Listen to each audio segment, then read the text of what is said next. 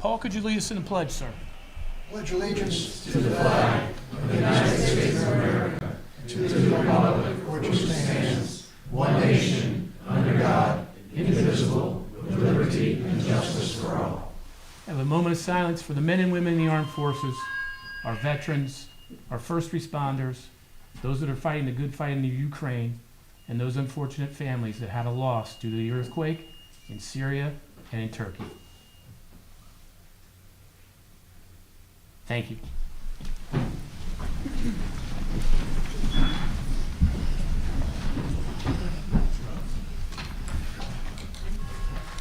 Noreen? Do I have any nominations for a moderator?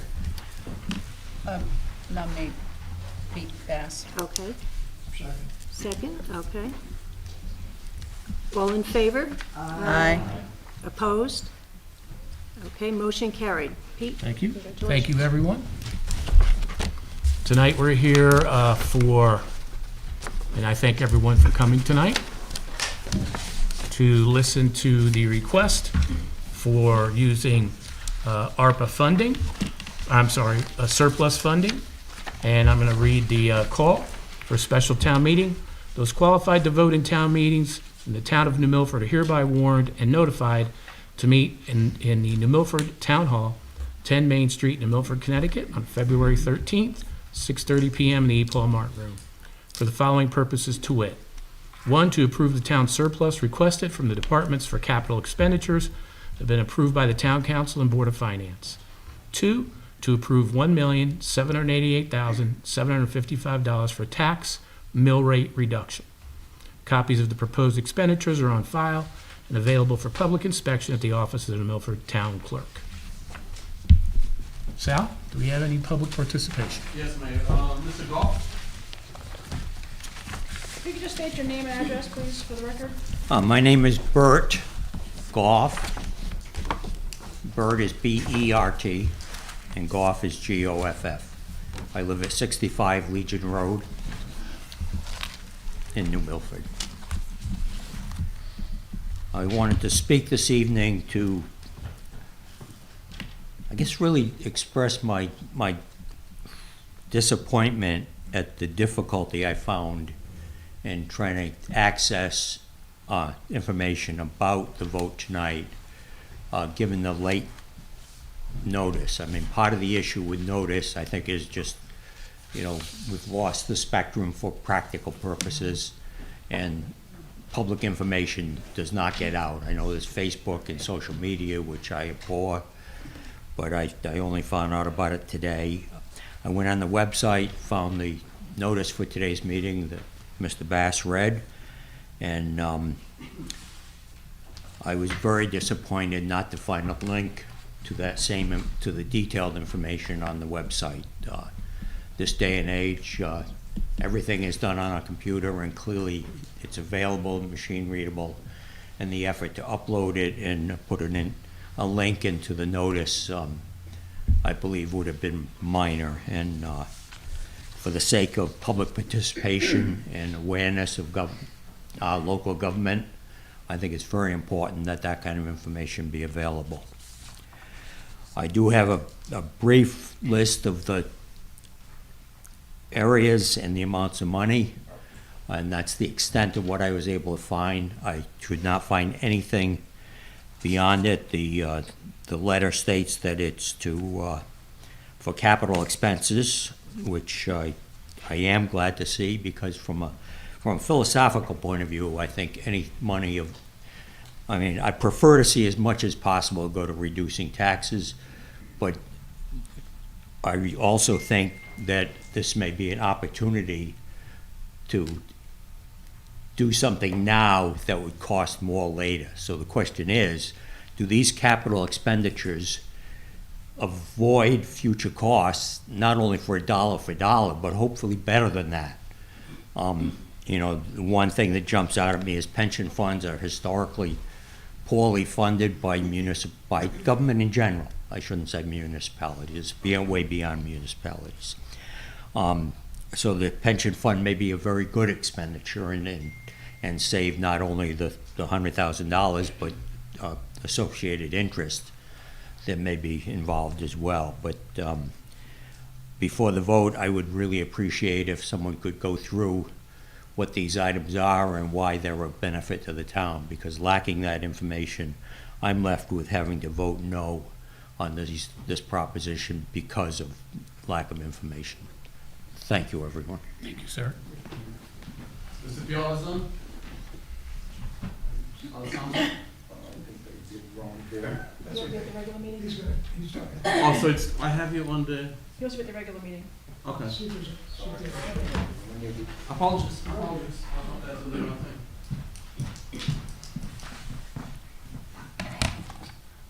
anybody else? Well, I have it, Alessandro in two lists, so which one is it? Okay, never mind, so there is no public business. Okay. Do we have anyone from the town council that would like to speak? Okay. So I would like to kind of give a brief overview, as the gentleman had stated, so that everybody can be on the same page. And first, kind of how this all came about is with the town surpluses. We have a procedure which is to come before the town council first, which I gave a presentation to the town council, then to the Board of Finance, and I gave a presentation. You can see the presentation on our Town of New Milford website on YouTube when I gave the presentation to the town council. I'll make sure there's a direct link there so that it's easier to find. Thank you, Mike. How we came about with our surplus. So there's conjecture that the town overtaxed, I'll say it again, overtaxed our taxpayers $5 million. That is absolutely 1,000,000% false. Let me say it again. That is 1,000,000% false. And let me explain how we got to where we got. So first and foremost, you guys can go onto the town website and you can see for yourself, this is the town audit that we get every year. And you can look it up for yourselves. And I'll give you the pages. So we can start at page 81. I'll go back to page 80 in a moment. But you go back to page 81 and it talks about how we got our surplus. And what a surplus is it's monies that were not expended in the budget or monies that were greater than the revenue that we projected.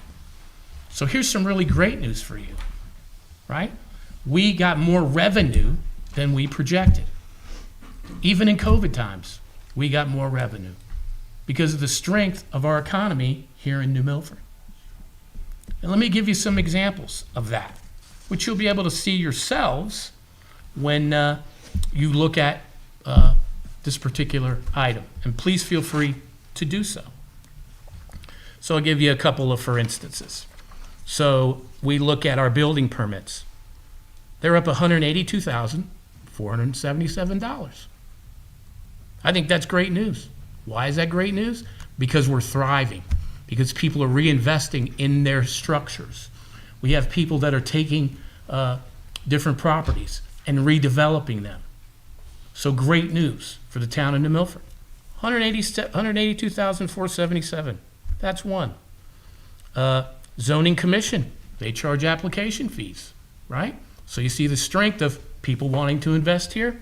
They're up another $41,433 comparative to last year. Now, we have stuff called municipal grants and aid, right? So those are state. The state decides to give us those monies. We don't get to pick it. I wish we would. I'd ask for $100 million more. Unfortunately, the state gives us what it gives us. We got another $302,264. More than we thought we would get. Great news. But to some people, we're thinking we're overtaxing you. Here's some other ones. Town clerk, phenomenal job. As our economy grows and the strength of what we have, with all the sales that happen, we get called a conveyance fee. Well, good news for the town of New Milford.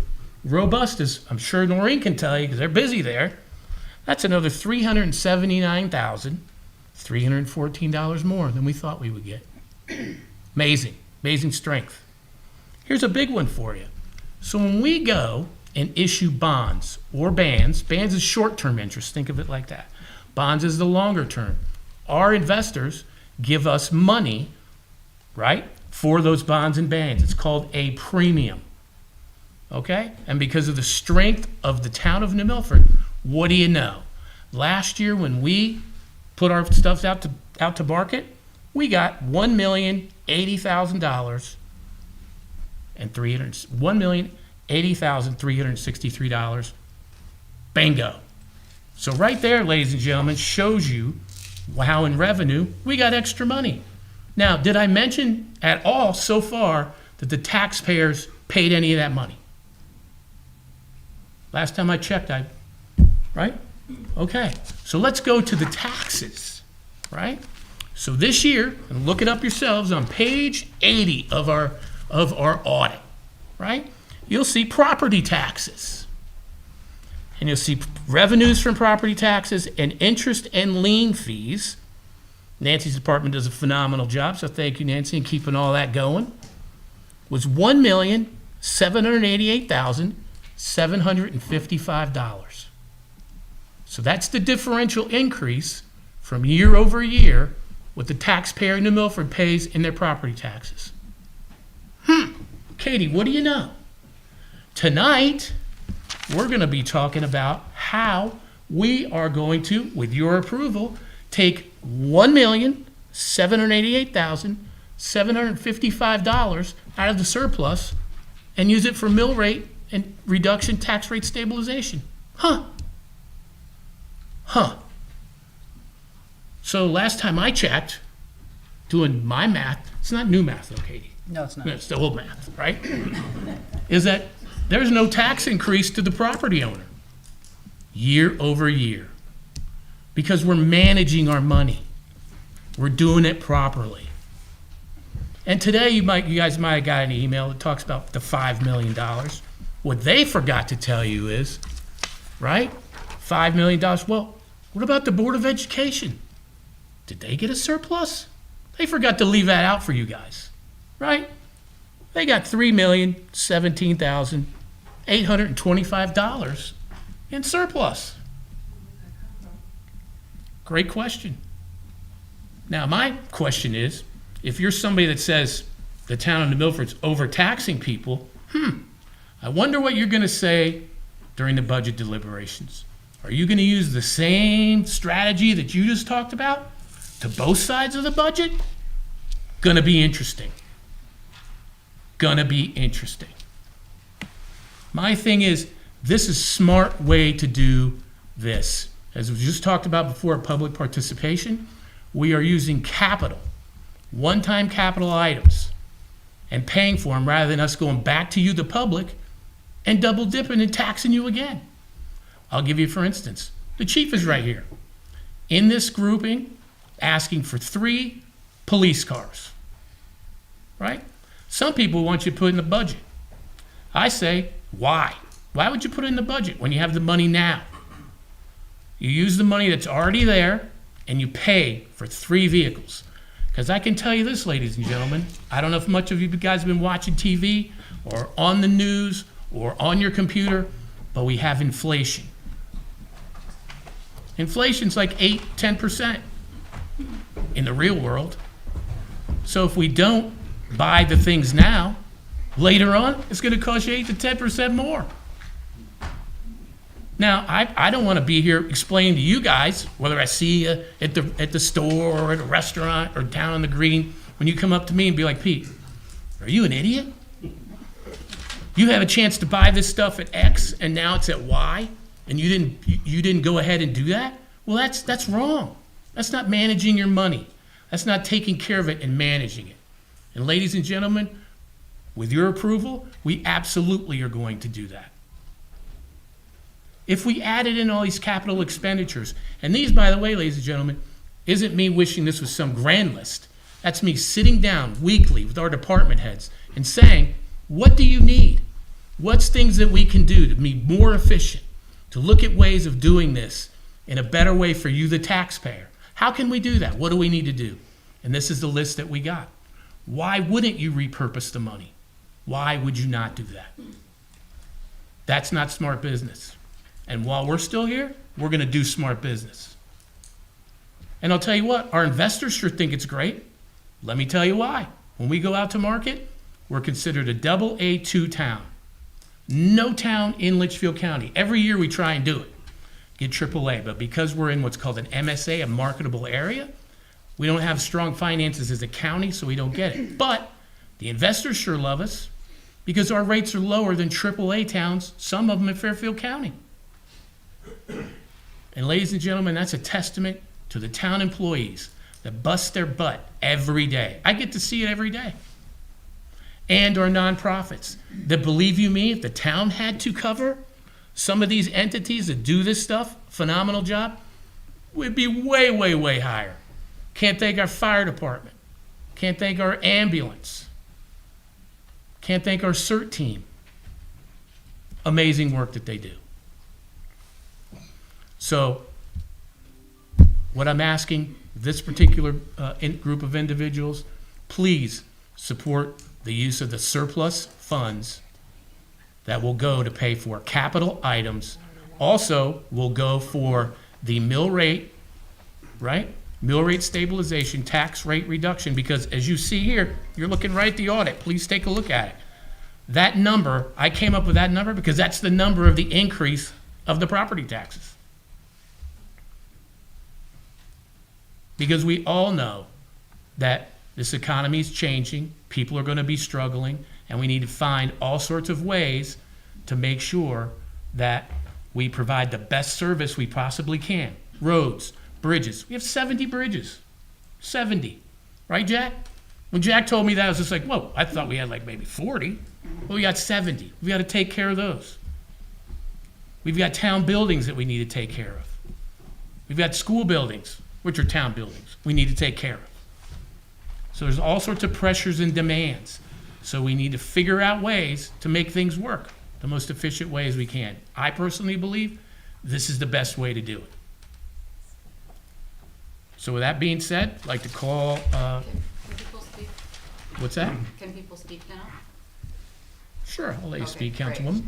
So doing a budget is not a perfect science, right? You're kind of making a guess, and you are asking the taxpayers to believe in your projection as best as you can do it. It's not to the penny. That's why I think budgets shouldn't be to the .000, because it's not perfect. So you gave us your best estimate of what it was going to cost to run this town, and the taxpayers voted, and we said yes. It was $5 million too much. Now, whether you want to parse this and say this was because it was revenue or taxes, no, it's a combination. And the voters have not voted on the items that you are putting forward. So I personally think government should not spend my money. I like to spend my money, right? So put it back to the voters. Send them their checks. We're doing our new, or put it in your new budget that we're starting tomorrow. This is, the taxpayers have not voted on this $5 million. That is why the 5 million. It's closer to 6, actually. So, I mean, and I also don't appreciate your tone. I think it's healthy and good for us to be having this conversation and all learning about it and doing better together. So- I don't think it's anything to be, So Councilwoman, first of all, I 100%, 1,000% agree with you that we should have healthy debate. 1,000%. Now, I will differ with you than saying throwing out an email to residents saying that you were overtaxed $5 million without us having a vibrant debate. I would do it differently. But we have our I asked our you, as you differences. presented it, I Right. said, why don't we give it back to the taxpayers? And- You said because that's double taxing, but it's not. And- In fact, inflation is going down. We bought all of our Since ARPA. when? Inflation will be coming down. I mean, are you watching the predictions? So- Inflation's going down. So we actually spent all of our ARPA funds at the height of the inflation. No, that's absurd. So This you is can absurd. sit there and talk about inflation, is but the absurd. point is, you're not gonna be able to guess what the inflation rate are. The point is, this is people's money to vote on, or spend themselves, or put it in the next budget for them to vote on. That's what I. So great things, and real quick, I'd just like to retort a couple things. First of all, putting it into the budget. okay? When you look at these numbers, right, you would be talking about, and I'm including the mill rate reduction, you'd be looking at a 7% increase with the town of New Milford. I'm not for that. Because me personally, I'm not gonna answer to the taxpayers and say, oh, by the way, I'm gonna give you this money today in February 2023 dollars, right? And then I'm gonna jack you 7% in July 2023. But who's That's to- called, but who's- that's that- called bait and switch. But that's what the budget debate is about. Who's to say that we can afford to do the new carpeting in Town Hall this year? Maybe we can't. Maybe the Parks and Rec doesn't get their kayak truck this year because we don't have it in the money.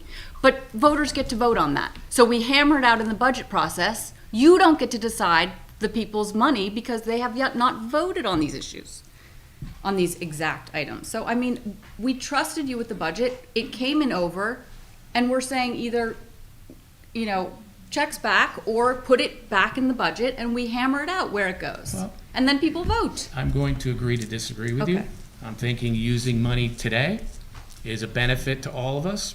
In inflationary times, as I talked about in the very beginning, by buying the item today versus 6 to 8 months from now, if you can get the product, you don't pay 6 to 8 to 10% more.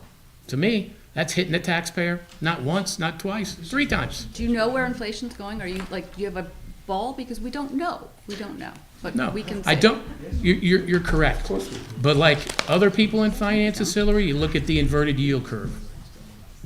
That gives you a telltale sign. You look at all the businesses, especially the bigger ones, that are laying people off now. Why? Because they're getting prepared. And as you're talking about inflation is coming down, oh yeah, do you know why it's coming down? I can tell you why it's coming down, Hillary. Because people are afraid and they're not buying the way they used to. They're beginning to hoard their money. It's not a conversation about inflation. It's a conversation of getting people's You- approval to spend you their money. did. That's But it it. is. As the appropriating body of this town, the town council voted on this, and it went to the Board of Finance, am I correct? Correct. This body has been elected in basically landslides for the last 6 years, and except for 2, we won for about 6 before that. I think maybe 10 before that. So the people of the town of New Milford understand that business people are running the town, okay, and have run the town, and understand the machinations of our local economy, as well as what local businesses are experiencing. Because you know why? Because we hear it from them. We hear it from them all the time. I have for 14 years sitting in this seat. Okay, Pete's been here longer than that. Okay, the town has a fantastic credit rating because it's managed well, and the money is managed well, not by people who didn't manage money before. As a former banker and businessman as he is, most of us that sat across on this side of the table were business people. How much debt do we have in this Okay. town? What's our total debt? Hillary, I mean, that's, don't talk condescend to me. I'm not trying to because- condescend to you, but we voted tell you on it's this 85 here. million. We're going to vote on this tonight. Of course we are. I'm trying to. These are taxpayers. I'm trying to give the I see people the other people side of the across argument. this room as taxpayers. Maybe not every taxpayer has come here, but I think a lot of the people who are concerned to make sure that our budget can stay in check and that we can provide Okay, go ahead. at the type of dollars that are now available to us through ARPA funds, some of the capital investments that we haven't been able to make here for a long, long, long time. And here, and thank you, Tom, and here's real quick, so that those that didn't know what they are. So for Public Works, we asked for a chip truck, a chipper, a grapple truck, remote mower, a tire balance machine for the mechanics, because they do work, right? And 2 snowplow trucks. And we know what snowplow trucks do, especially in the wintertime, right? Without snowplow trucks, guess what? Your road's not getting plowed. And the key is, when I first got here, a lot of our fleet was exceptionally old. What does that mean? That means, as Mike will tell you, they were in the mechanic shop more than they were out in the road. And what does that do? Your guy that's supposed to be plowing your road, well, he's sitting there waiting for his truck to get done. Not efficient. Gas costs more. Oil costs more. All that stuff costs more on older trucks. So, Mike, could I just ask you to stand up for just 1 second, just explain why, just so people can get a sense of, why do we need a grapple truck? Well, we have a new bucket truck a more efficient way to pick this wood up. We've been sending about $300,000 machine that travels around at 20 miles an hour tops with a couple dump trucks to pick this wood up all over town. Currently, that machine is down. It needs 8 new tires because we've been running it all over town. It takes us 3 times, 4 times longer because it takes a whole crew and it takes that machine a long time to get from job to job. So with 200 plus miles of road, we have a lot of road to cover. So Mike, a crew consists of how many people? The crew for the bucket truck is a 4-man crew. Then you've got the machine operator, you've got at least 3 dump trucks to pick up wood afterwards. Right. So with the grapple truck, how many people are you gonna need? You'll need one guy. One So guy. we can redeploy those men, just like we do with the pothole machine. Correct. In the beginning, we had a lot of people who were like talking all sorts of smack about a pothole machine. That old pothole machine's 59,000 potholes we filled so far, by the way. Yep. One guy, Yep, rather one than guy. 6 guys. But that's kind of the same thing, right? Sure. Okay. Next, the police department. Chief, 3 police cars. Actually, they're SUVs. Can you kind of give an update to the public that's here? Why do we need 3 police cars? Yes, 3 of our cars are at end of life, 120 plus thousand miles and over 8 years old. It would be good to replace those now than wait. The company that we would purchase them from on bid says that the bid will go up approximately 8 to 10% if we wait. Thank you, Chief. And then in Park and Rec, I know Blaze is here. He does a phenomenal job as our foreman there. We have a final lease payment on a tractor. So we're gonna pay that off and be done. We've got a tractor free and clear. The creation of a kayak program, as we want to continue to build out the river and the use of the river and create that symbolism, whether it be a river walk or whether it be kayaking. It's a destination point for the people to come to downtown. And when they come down here or the river, they're gonna shop here, they're gonna eat here, they're gonna buy gas here. It's all part of economic development. Also, the tennis courts have cracks in them already, right down there because of all the use at Young's Field. So we're gonna get the cracks repaired before it gets too bad. Addis Park, and that's for those who don't know, the park right on Grove Street there. We're actually gonna do the paving, as Jack will tell you, needs paving done. So we're working in partnership with DPW and Park and Rec, and we're gonna repave that. Park and Rec also needs a new turn mower. They do a ton of parks. They mow a ton of parks. So we need to get a new mower. They need a new pickup truck. We need an aeration machine. Rather than paying someone to do that, we're gonna do it, especially on the green, with all the compaction that the green gets, because guess what? A lot of events happen in downtown now, which is what we all wanna see. We need to take care of the green, so we're gonna get an aeration machine. Their ice machine broke, need to get that done. Need a multi-purpose vehicle. So people asked me the last time, what is that? So if you guys see that little thing going around that clears off the sidewalks, that's what that is. And we need another one, because guess what, ladies and gentlemen? This summer, we're putting a lot more sidewalks in town. Putting them all around, all up to high school, all the way up to Savings Bank of Danbury. We also got sidewalks coming down from Canterbury School all the way to the downtown. Somebody's got to plow 'em. So we're gonna need another one. You know, we've moved the riverfront from the river. We jogged it all the way up Patriots Way. Get a lot of people using it. It's beautiful. Well, Jack can tell you, we need that extra, efficiency to plow. So we're gonna get one of those machines. Len Deming, for those that went to that park, it's a beautiful park, state-of-the-art park, right? We need to get the boat docks restained. And Cartograph, which is what our DPW team uses, and that's a software that keeps track of the time, the management, and the material. We're actually bringing that into our Park and Rec team as well to create additional efficiencies. Our ambulance, I spoke to Donna. Donna's here, Donna Hesby. Hey, Donna, thank you and all your people at the ambulance. She's like, we need 4 AEDs. Donna, can you tell the public what an AED is? Yes, it's, I'm sure most of you do know, but it's a defibrillator used for cardiac patients when they go into cardiac arrest. The defibs that I suggested that the town buy, they're not for the ambulance, they're under us, but they're for the town hall, the library, Senior center, where they should be. Right now, the ambulance has 3 older ones in there that definitely need to be replaced. So that's what that request is for. It's not for the ambulance, it's for the town. Thank you, Donna. Also spoke with Jasmine at the senior center, and she's requesting new flooring, especially in the areas where the seniors are at, where they eat and where they do their special events in that beautiful hallway there, the beautiful hall. And her fear is that seniors with the current flooring would slip and fall. So in speaking with Greg Bolero, who's here tonight, thank you, Greg, with HR, well, we want to make sure we're compliant. And we don't want, if we know that there are seniors that could slip and fall, well, we want to make sure that we fix that problem. The Max roof. Jack is in the back there. Jack had told me the Max roof is getting towards the end of its life. We need to work about getting that fixed. Here's some money we can reappropriate, so at the next budget, I don't say, hey, Jason's Max thing's up $100,000. The sidewalk project that we talked about, that we got state grants for. So that's been going on for a few years now because of COVID, everything else. So these sidewalks will go from the condominiums to the south of the high school all the way to where the Savings Bank of Danbury is. That's part of it. Another part is going to fill in that little spot where Taco Bell is, where you see there's the gap there.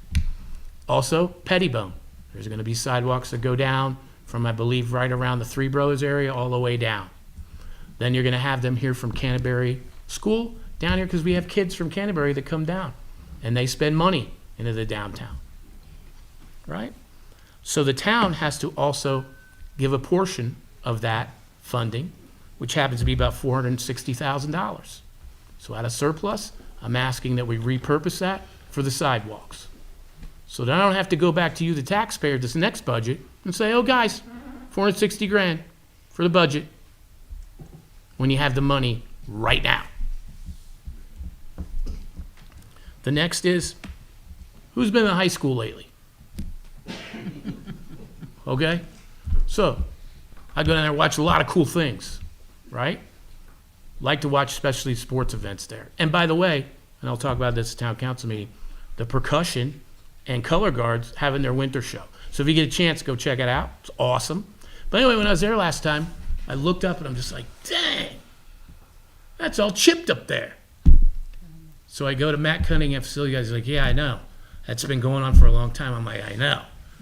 And then, right after COVID, right, when the kids were back full steam this year, I helped with Dr. Pattyfoot. I want to thank Dr. Pattyfoot and the board for allowing me to help, say hi to the kids as they're walking into school. I look at the canopy where the bus, right, lets the kids off, and it's all chipped and everything else.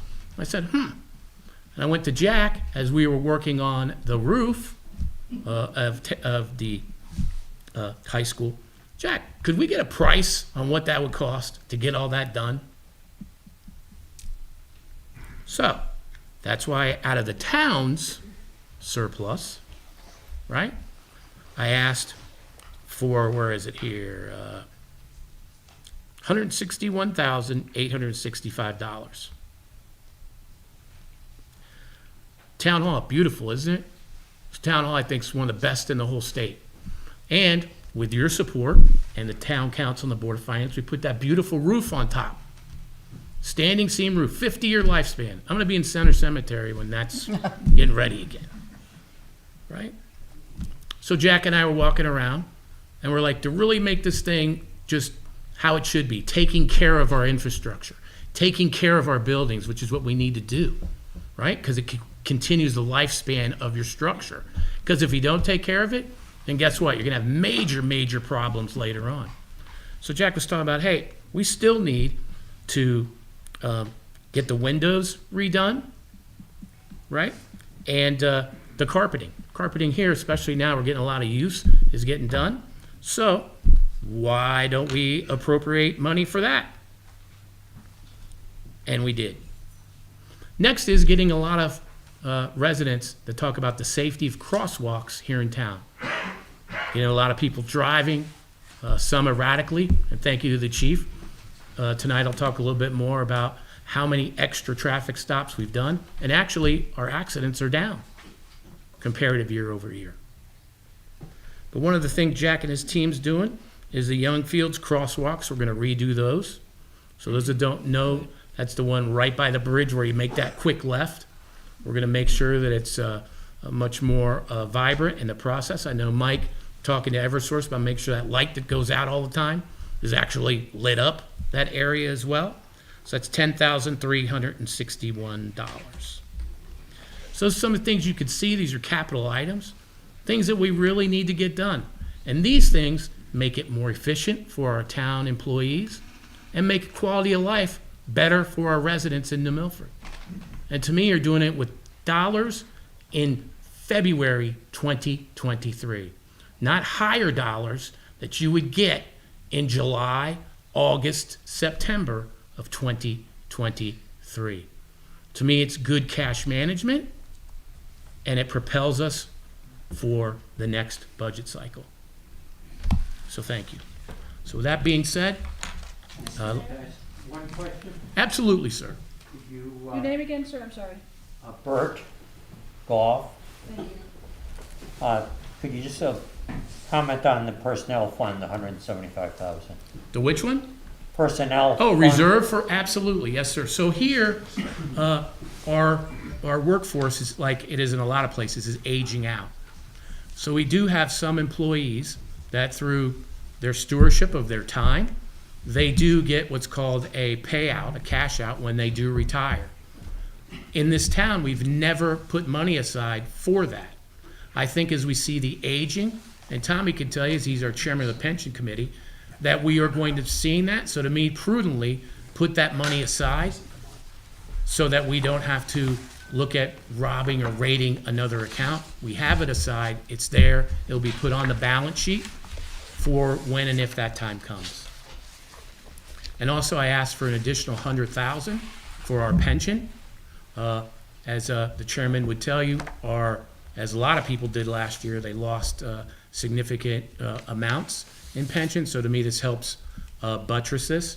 In the budget that I'll be giving to the Town Council and Board of Finance tomorrow night, you will hear that we are also making another significant payment to the pension to buffer the loss that we have, like most all of them did, due to the economy and the investments of last year.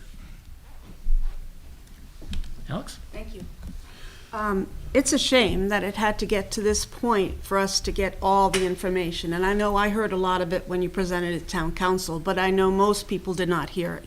And this is more information that more people need to have before making such a decision. And the fact that this was put forth with no dollar amount to item number 1 on the agenda, no item total, and then folks had to go to the town clerk's office to get the list of items if they wanted to follow what your agenda had said. And that's a problem for me because, again, I think people need to have this information.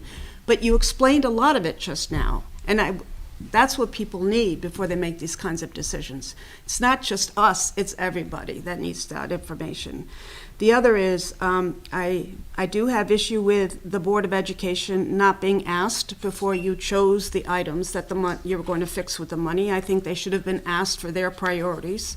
So they weren't part of this discussion. I know it's town money, but if you're going to give them money, I think that they might have had a better idea on how that money could be spent or where they might put those 2 repair jobs on their long-term plans. And lastly, the town is not in business to make money off of its residents. The town is in business for taking care of the town efficiently. And the fact that we've got increased revenues in multiple places because of permits, et cetera, yes, speaks to business, but it also speaks to making money again off many of the same people who also were paying the taxes. My concern is that we just came off of spending almost $8 million in ARPA funds, and we voted on a budget that we're living with now that seemed to be the budget that was going to take care of us, and all of a sudden we have another list of items that can't wait. So I think we're not doing this in the right order.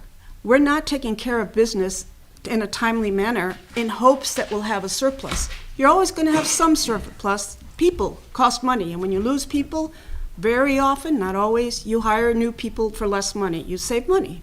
So in personnel accounts, especially on the Board of Ed side, there's a lot of money there, and I get that. But to have this amount of money between revenues and unspent funds, for whatever reason, to me, is not planning properly. And to have a list this big, that's so important, because I agree, there are a lot of things on this list that need to happen.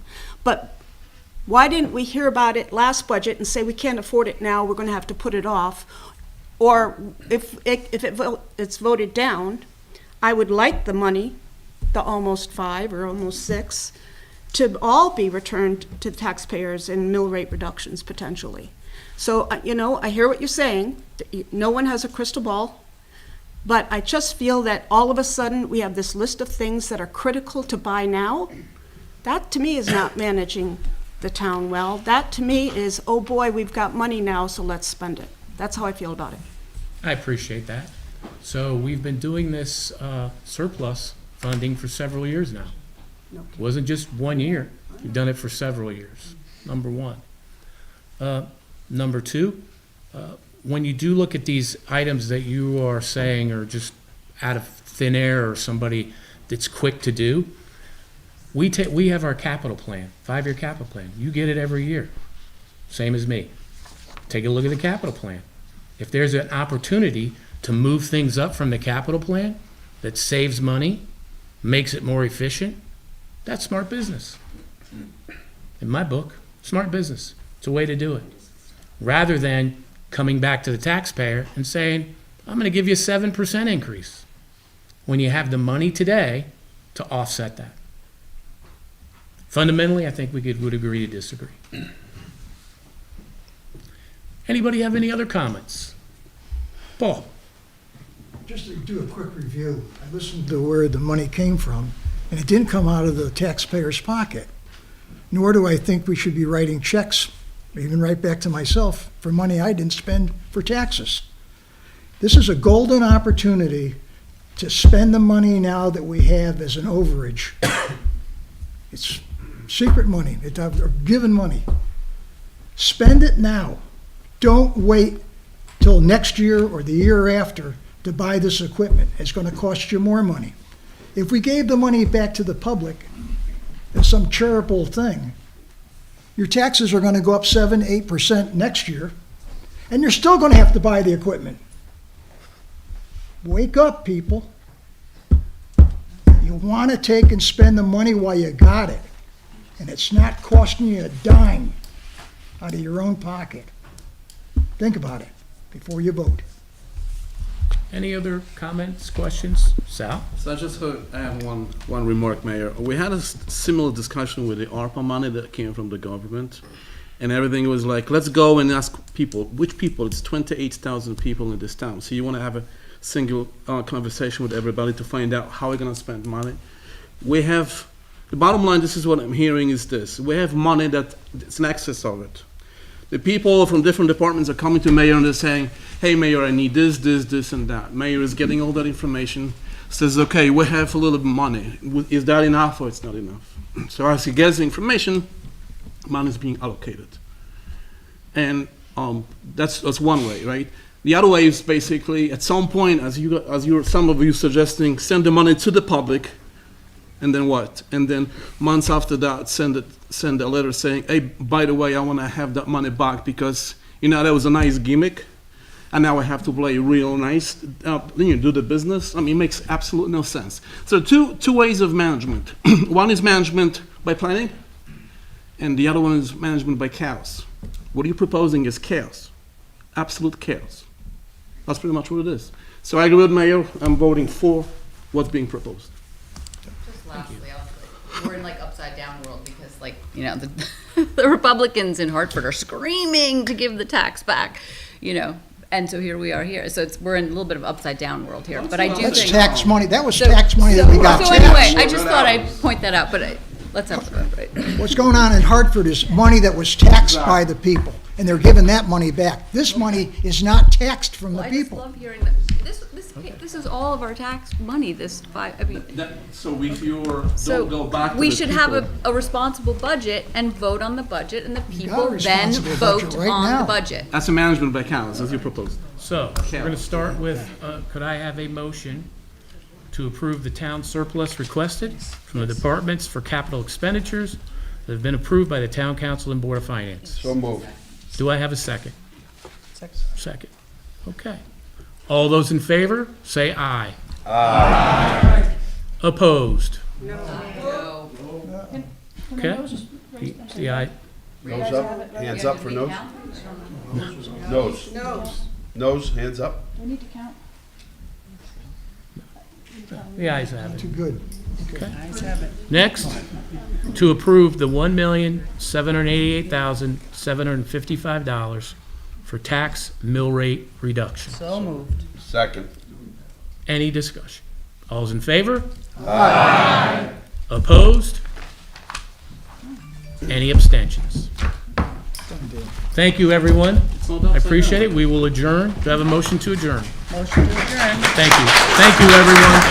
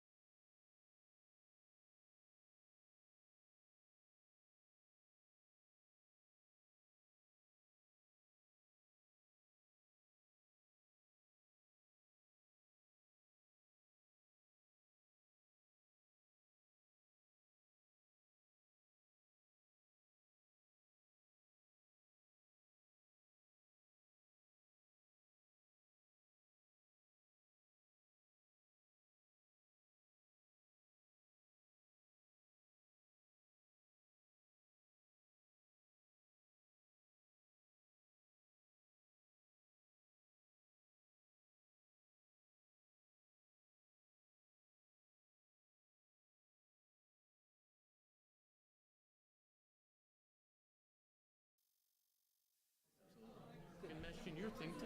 Oh, I am, but I just realized. Lynn has a shirt. It says the St. Patrick's. We ready, Irish. Mike? I mean, it's Italian. We all can rise for the pledge, please.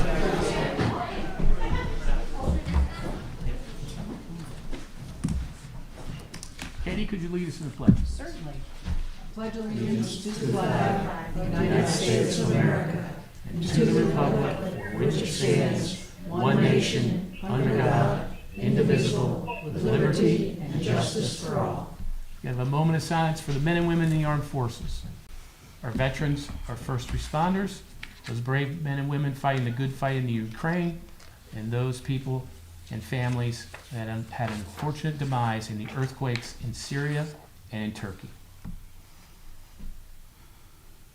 Thank you. Creed. And Katie? We'll recite if you'd like to say it along. We'd be happy to have you do that. This is the American Creed by William Tyler Page.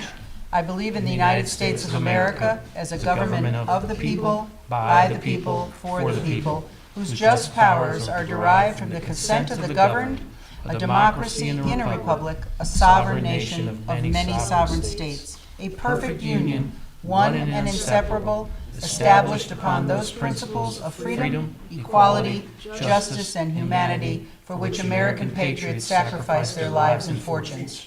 I therefore believe it is my duty to my country to love it, to support its Constitution, to obey its laws, to respect its flag, and to defend it against all enemies. Thank you. Thank you, Katie. Thank you. Public comment? Sal?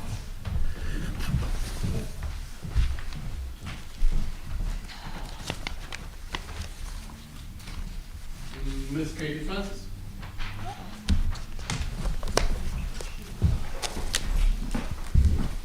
Good evening, Mayor and Council. Katie Francis, 123 Candlewood Mountain Road in New Milford. I have two things I'd like to mention. These are public service announcements. The first one is for September 25th. I'm going to turn around so I can see it because I hate having my back to you. It's called Hearts for Hygiene, and this is a donation drive we're going to do. It's sponsored by the United Way of Western Connecticut and the New Milford Rotary Club. And we are accepting donations for incontinence pads, period pads, adult diapers for women, men, and children, but mostly adults. They're not covered by the SNAP payments, and they're expensive. If you had ever had a baby, you know that adult diapers are just as expensive.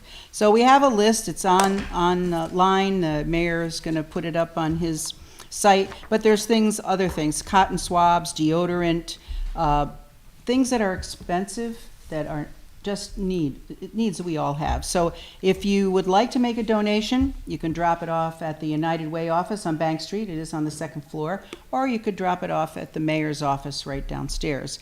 Or on the 25th of September from 9 to noon, pull up at John Pettibone Building right in the front, and we will take your donation back from you and thank you very much, because this is going to help a lot of people in our town. It's a very sad state of affairs. I receive a lot of calls from people who cannot afford, adults who have bladder issues or whatever reason, and they can't afford the diaper. And it's just, think about that.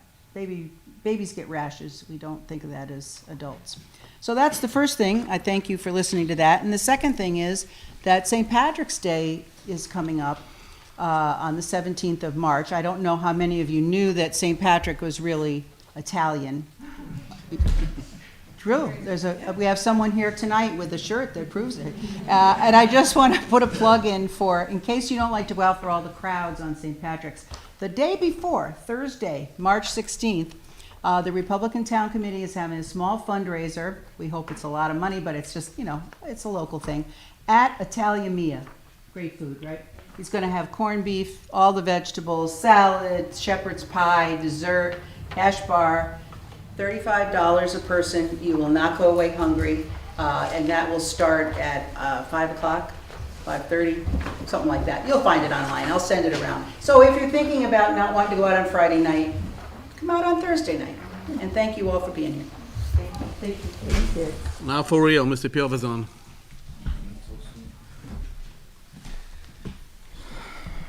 Good evening, everyone, council members, everyone here. I'm going to follow the councilwoman's suggestion. Look at you. I know I have. Oh, Alessandro Piavezzano on 44 Upland Road, New Milford, Connecticut. I'd like to start by first properly thanking the town council and the town of Milford for the support we received on the release of the $255,000 gift from Ruth Henderson. Everything has been resolved. The trust has already, we have signed all the documents, and the money has gone towards the purchase of the farm by the nonprofit. So this was a great achievement. Thank you, Mayor Pete Bass. Thank you, council members. This was fantastic. I also like to say a quick thank you to Jennings Oil Families, the local company that is recently joined us as a believer in supporting the silo. And also a big thank you to Healthcare Advocates International, which is the organization that is allowing us to be here operating today. If you allow me, I'd like to read this quick little note from the state of Connecticut. It's from 2004, from the Republic, Governor Mary Jody Rell. And she wrote, on behalf of the state of Connecticut, I am Jody Rell, Governor. Take great pleasure in congratulating the Silo at Hunt Hill Farm, New Milford, Connecticut, in recognition of its recent affiliation with the Smithsonian Institution Libraries. For years, the Silo at Hunt Hill Farm has served New Milford community and the state of Connecticut with great distinction. This occasion offers an opportunity to thank the staff at Hunt Hill Farm, the Silo, for the generous contribution in the preservation of Connecticut silo country. With great pleasure, I commend the staff and volunteers of the Hunt Hill Farm Trust for their excellence and determination in which they perform their priceless work. Therefore, I, Mary Jody Rell, Governor of the state of Connecticut, do hereby proclaim October 2nd, 2004, as the Silo at Hunt Hill Farm Day in the state of Connecticut. This is all new history that is coming to our attention as we go through the documents and everything else, finding the amazing contribution that this couple did and this institution did for the community and the whole region. And the reason I'm here today is to ask for your help and see if we can develop this partnership that will allow us to perpetuate this vision of transforming that amazing place into a resource for the community, especially the youth. And thank you very much for the support, and I hope I can count on you. Thank you. Ms. Carolyn Hyde. Good evening, Carolyn Hyde, 31 Brookview Lane, here in New Milford.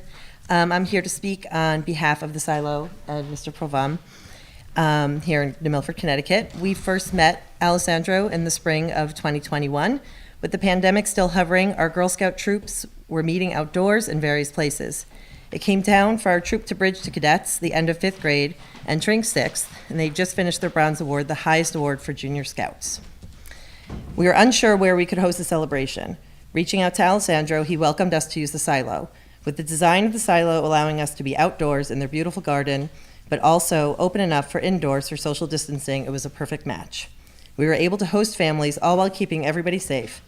Mr. Provam's only request was food donations to one of our local food charities. No monetary donations. Since that first meeting, Alessandro has opened the silo to our Housatonic Trail Service Unit here in town time and time again. May 2022, so many troops had weathered the pandemic and were ready for what we call neighborhood events in town. They'd been hosted in the past and they were ready to begin again.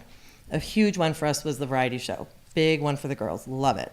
But we couldn't be inside. The high school wasn't hosting events like that yet. They were still a little on hold for outside people. Alessandro opened the silo to us and we reinvented the event called Skits and S'mores. We hosted about 150 scouts and their families, and we donated about 100 pounds of food that night to the local food pantries. All again, no monetary donation was asked. And again, recently, this past December, he had welcomed us back, always asking, what can we do for the girls? How can we get them here? What do they need? For a night of the Polar Express. It was our first indoor event since 2019.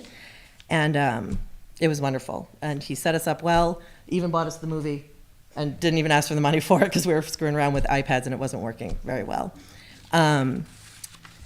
You know, you may be thinking that there's other places in town that we could be used, and yes, there are, but not without a cost.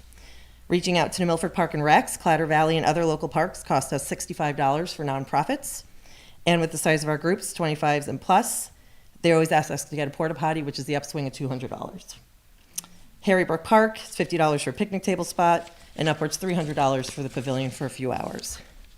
Our biggest fundraiser, of course, is cookies. It's cookie season, so everyone reach out to your local Girl Scouts. We keep those dollars close. The girls work hard for them. The silo is welcoming us at no cost and just collected donations to help other ones in our community, which is part of our Girl Scout law. As a child, I grew up here in New Milford. We had many field trips from school were taken to the silo during the 80s and early 90s, or as some of us say, the later part of last century. If not there with school, we were poking around the store with my mom looking for unique gifts, or at the cooking school for holiday events.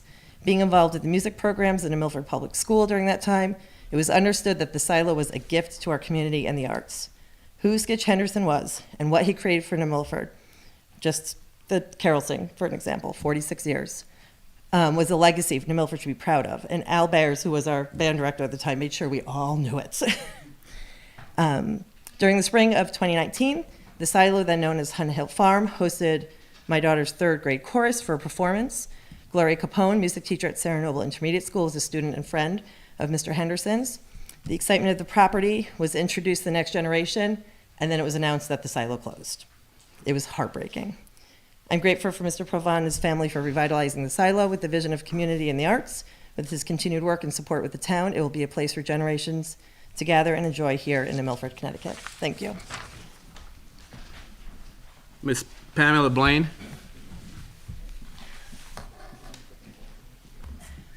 Hi, my name is Pamela Blaine, 14 Indian Field Lane here in New Milford. I've lived in New Milford almost 19 years. My 17-year-old son was born here. I met Alessandro when he came to the Children's Movement Center on a special Monday. Back then, before COVID, Scott at CMC would hold special Mondays for children with special needs, where the kids could come and play, and their siblings and their families, and not be judged. Unfortunately, through COVID, CMC closed. Alessandro came with an idea that night of doing a theater program for children of all needs, not just special needs, but children of all needs. And so we discussed it, we've talked about it, and it started in a planning stage, and then COVID hit really hard, and it's been put on the back burner. During the lockdown, my boys and I were able to spend time with Alessandro and his family. We adopted one of his puppies, so we are now family.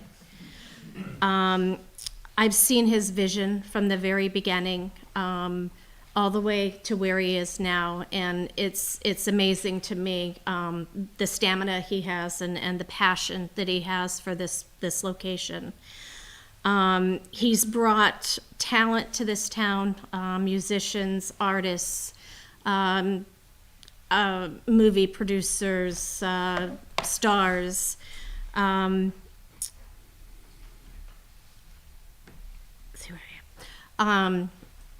I'm a single mom to my two boys, so having a place like the silo has been very welcoming to us, to all three of us. I asked my boys how they would describe the silo and how they would describe Alessandro and Danielle. My son Josh, he has autism.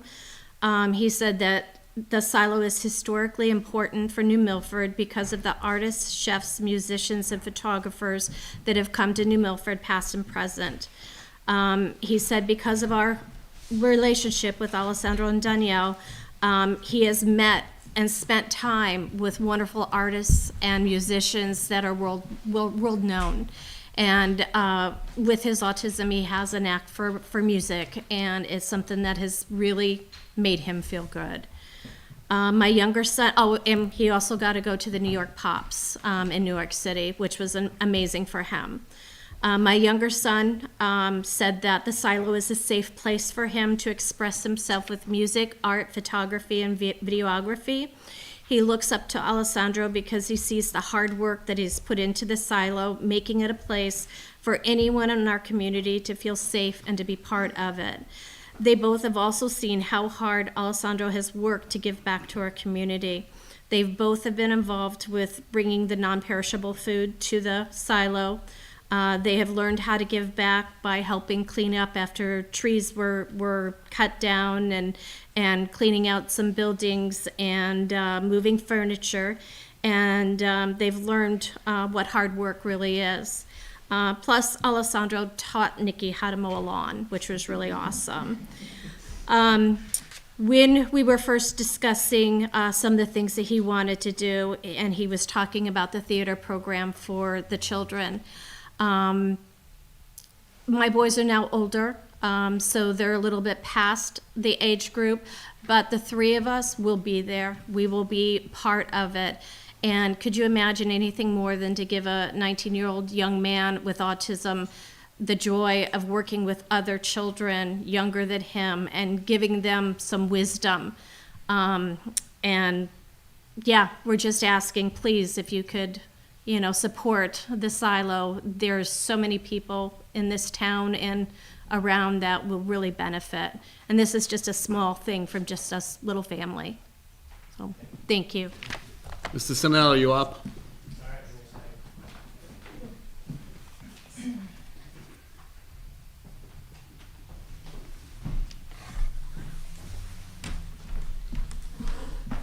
Mike Sinello, 111 Willow Springs. I'll be as quick as I can because we're running a little late here.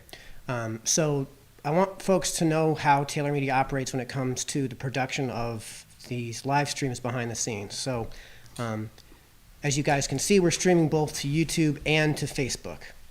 Every time I build these streams, I also put a link in these description boxes to the agenda for all of these meetings.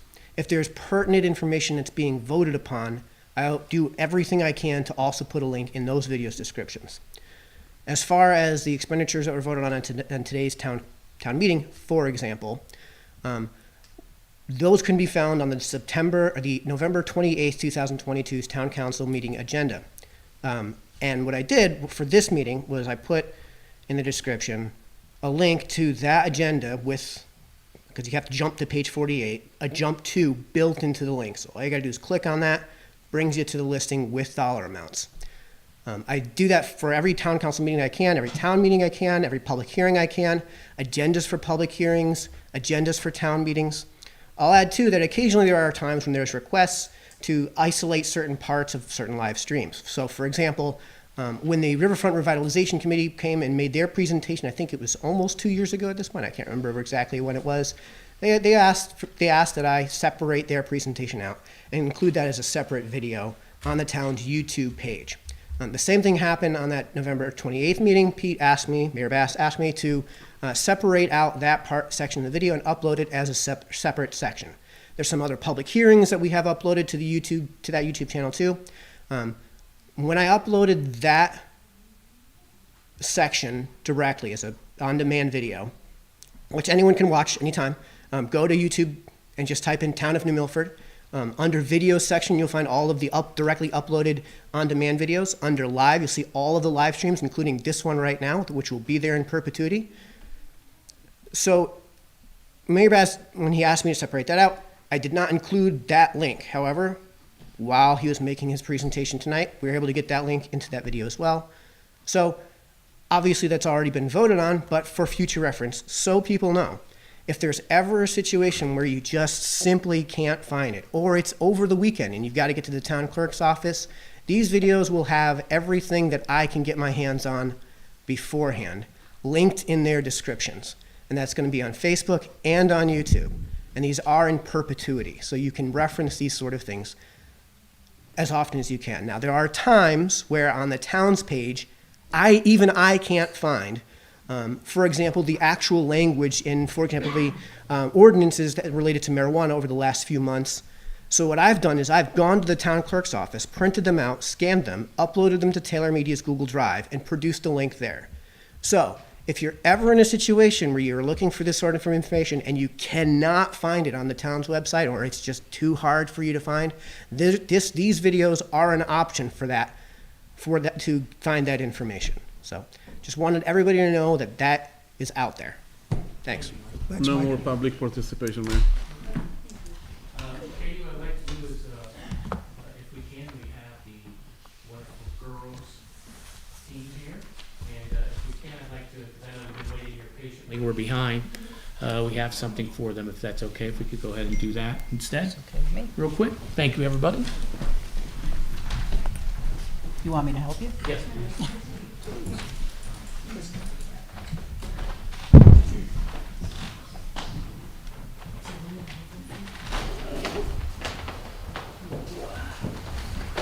You know, Coach Giles, we were here last year, and truly amazing how your team just continues to win out. And girls, I can't tell you how proud we are here in town. How proud of how you guys handle yourselves, represent that green and white, which is amazing. And we even have some Board of Ed members that are here tonight too, to help celebrate your guys' wonderful achievements this year. So what I'd like to do is, each one of you are going to get one of these. I'm going to read it out first. So Coach, can you come up? Sure. So this is our New Milford High School Girls Cross Country Team. This one's for you, Coach. How about that? The town of New Milford would like to recognize you, Coach, the New Milford High School Girls Cross Country Team for achieving SWC League Champions. Awesome. CIAC Class and Girls Cross Country State Champions. More awesome. CIAC Open runner-up and New England Championship third place. Just outstanding season. Congratulations, Coach.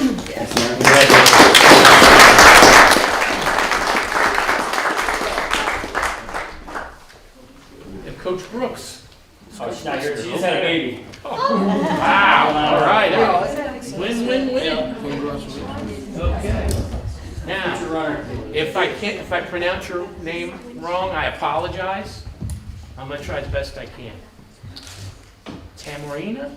Taramina. Taramina, okay. All There's a right, few bodies all right, tonight. okay, don't worry. Desiree. How about Desiree? Desiree. Okay. It's her birthday tomorrow, so Valentine's a baby. How about Isabel? Isabel Green. Isabel here? All right.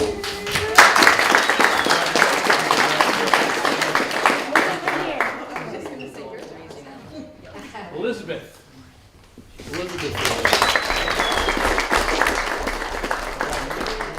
Outstanding. Sydney. And Sydney.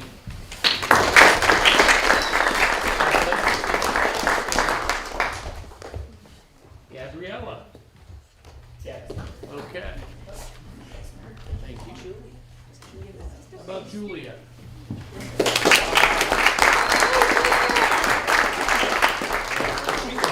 Thank you. Leah? Leah's not. No, Leah. Sorry, no Leah. And Maya?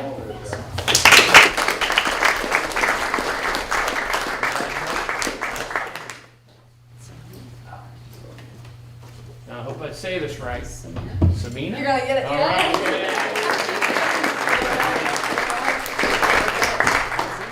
Elizabeth? Elizabeth Rainey. Yeah, we have two, so Okay. she's gonna double the other one. All right. We'll let her have two. All right, the other end too. Mayan? Mayan? Mayan. Mayan. Okay. Thank you, Coach. Amelia?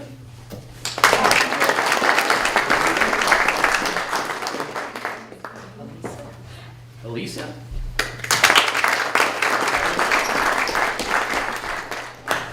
Annabelle?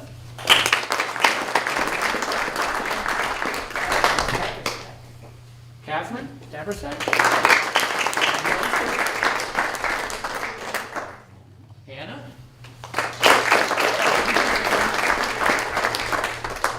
Sophie?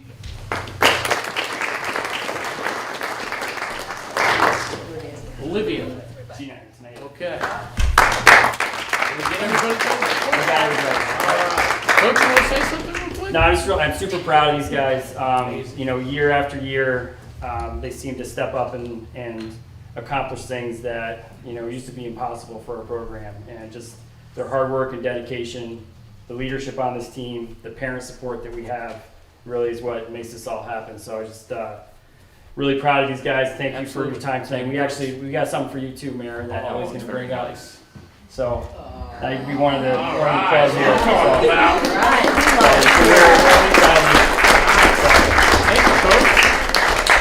Thank you. I'll let you guys get back to things, so appreciate your time tonight. Thank you, guys. Thanks, everybody. Appreciate this very much. Good job. Outstanding job. Yeah. Outstanding. Way to represent our town. Thank you very much.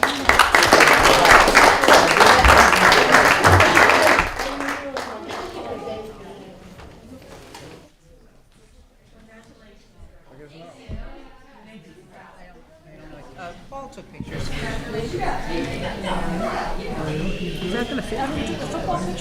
And Paul took pictures.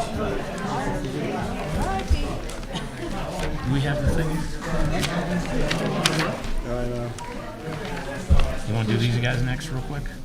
Oh, yeah. Thank you. Appreciate it. Absolutely. Thank you. Yes, Chris? Who's on the phone tonight? Chris. Yes. Just Chris? Okay. Right. Anybody else on besides Chris? Doug? It's Tom Esposito as well. Tom's on there? And Doug? Yes, Doug's here. Doug too. Perfect. Oh, you're gonna do, okay. If it's okay with the council, we just had a wonderful presentation from our great girls track team. And now I'd like to see if it's okay with you to move up, because we're late, our youth agency and our student advisory board, if that's okay with everybody. Of course. Yes, of Come on. course. Absolutely. Thank All right. you. Report. Hello, my name's Maria Leo, 18 Connolly Road.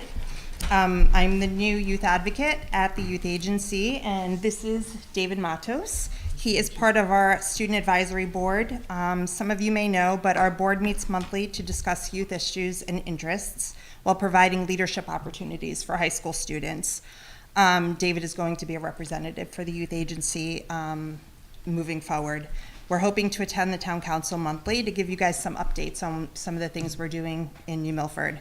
At our very first advisory board meeting, the topic of college and career readiness came up. It was brought to the table that some students felt that they would benefit from some additional support and resources while planning this next step of their life. I took this information to the youth agency's director, and then we brought it to Mayor Bass. Working together, we all decided that this was something we could and should provide to our youth during a very important transition into their lives. Working as a team, with Mayor Bass's guidance, our staff and students, we've been able to fill in some gaps. I think we've done a really good job in a really short amount of time. David has been instrumental in coordinating meetings with the principal, the vice principal at New Milford High School, as well as with their career and college counselor. So I'm going to let David tell you guys some of the things that we've done in the past couple of months. Thank you. Good evening, Town Council.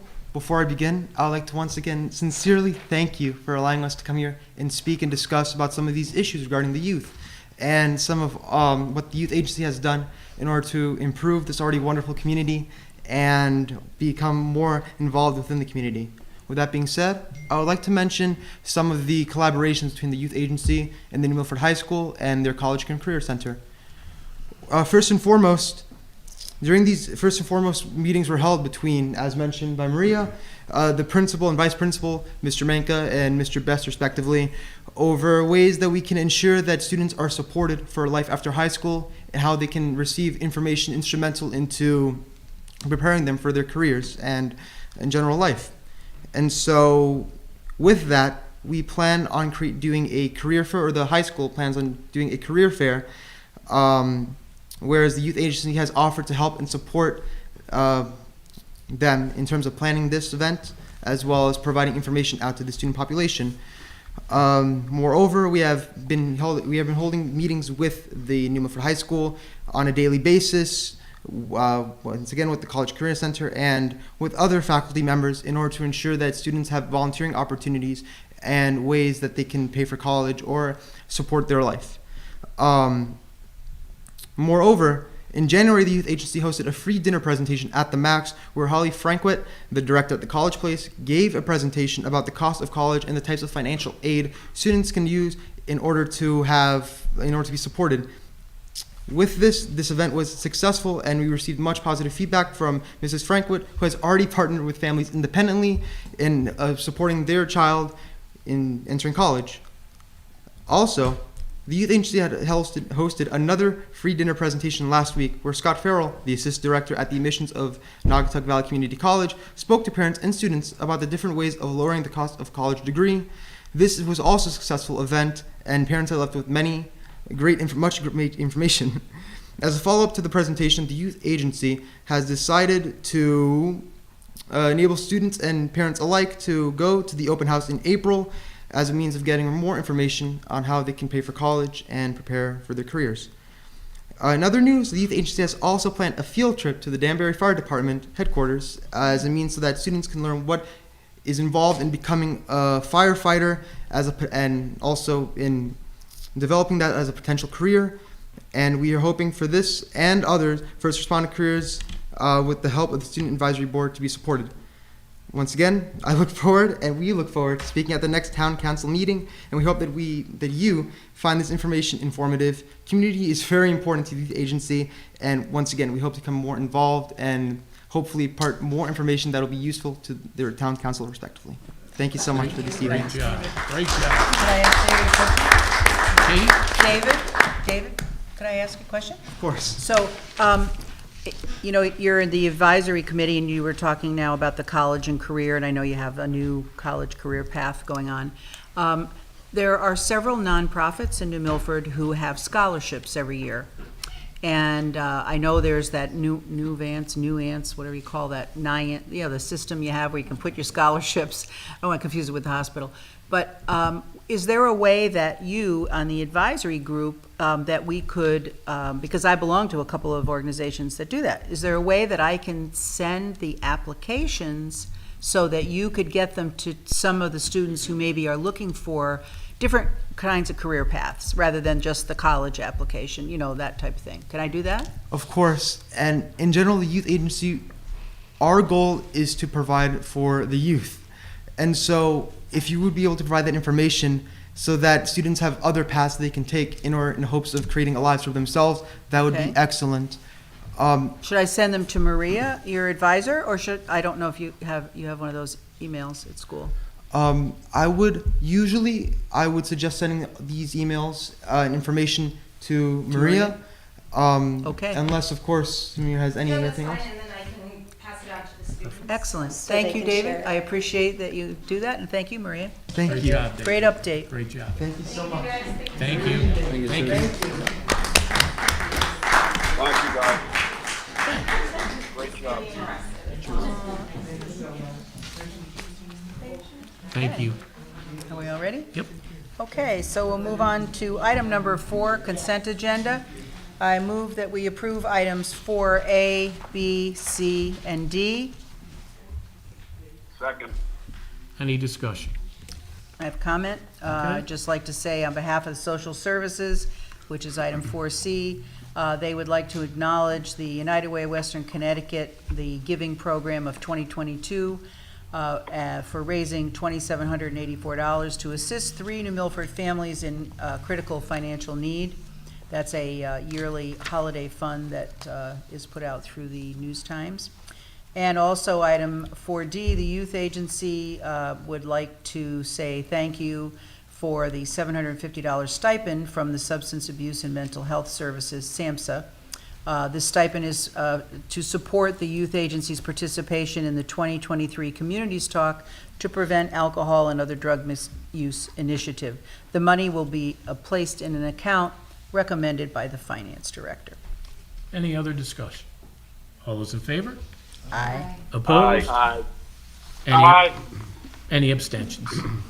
Okay. Thank you. Item number 5 is, we Katie, just did. with the okay of the town council, I'd like to see if I could move my comments in back after the appointments and Okay, reappointments, because I that's know we fine. do have some people here. Correct. Okay, so we'll start with item 7, I guess, is there a B? I don't know. We'll start on item 7. And I'd like to move that we approve the following reappointments. This would be the Cultural District Committee, which is a temporary committee. The term for those on this committee are February 13th of 2023 through August 12th of 2023, and the members are as follows: Betty Lou Mandler, Deborah Rose, Valerie Lorimer, Jason Roberts, Leba Furman, Ellen Newman, Amy Birkin, Patricia Hembrook, Olga Rella, Susan Lynn Williams Kellogg, and Denise Del Mastro. Do I have a second? Second. Any discussion? All those in favor? Aye. Opposed? Aye. Okay. Any Aye. Thank you. Any Okay. abstentions? Thank you. Next item, I'd like to move to approve the following appointment for the Board of Education. That'd be Sarah Herring. Her term would be, and there is a typo on this, council members, the term begins February 13th of 2023, and it ends on November 7th of 2023. There is not the 30th. Second. She's filling a vacancy, Republican vacancy on the current term. And Sarah Second. is here. And do we have a second? Any Tom. discussion? All those in favor? Aye. Aye. Aye. Any opposed? Thank you. And Sarah, thank you. Thank Appreciate you very much. Appreciate you stepping up. Thank you.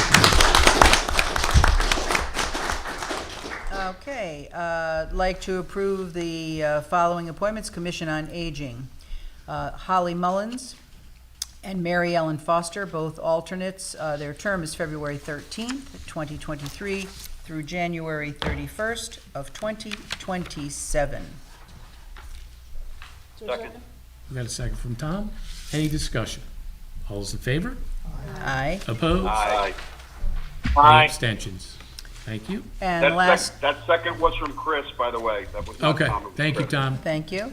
And the final item, I'd like to move to appoint the following to the Arts, the Commission on the Arts. That'd be Ellen Reynolds. It's an alternate seat, February 13th, 2023 through January 31st of 2024. Second.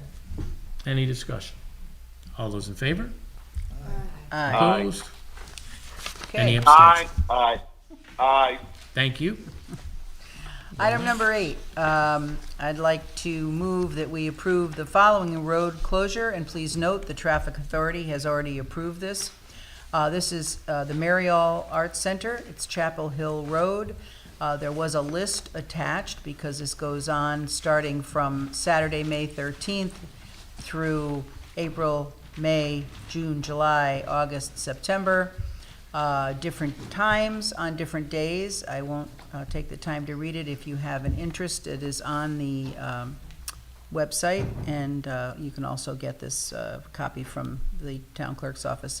They just want to make a note that there's, for May 13th through September 30th, in case any of you live up there, the events listed above in the road closure would only be required if the field across from the Mariel Center, which is traditionally used for parking, would be too wet to use. Their start times are all listed for all the programs, so I think you can find everything there.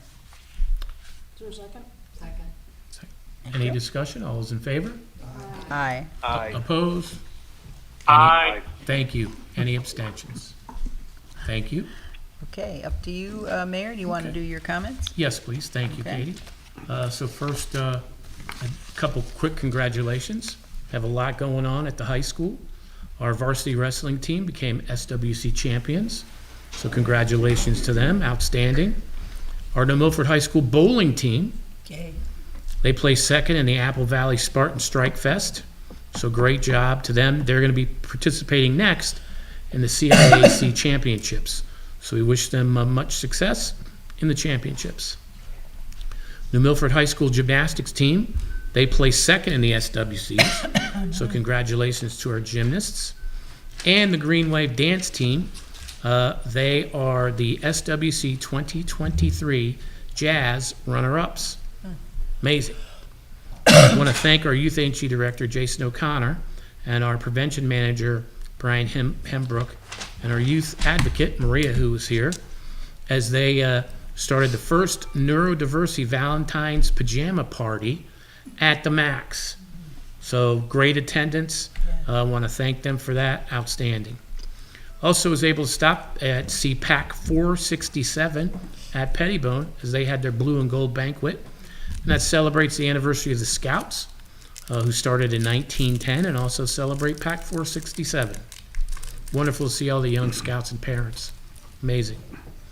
Also, talked a little bit about this in the very beginning of our town meeting, was if you could please come out and support the New Milford High School Winter Percussion and Winter Guard at their home show, which is this Saturday. The doors open at 4:55, and then they're going to be giving out trophies, hopefully, at 8:45. Please come to support the Percussion and Winter Guard.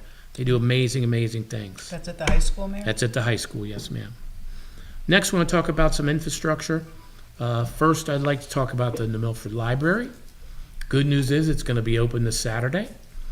Jack has been waiting patiently here, so I'd like to update the council on kind of what transpired at the library and what we've done to get it so we can open. Jack?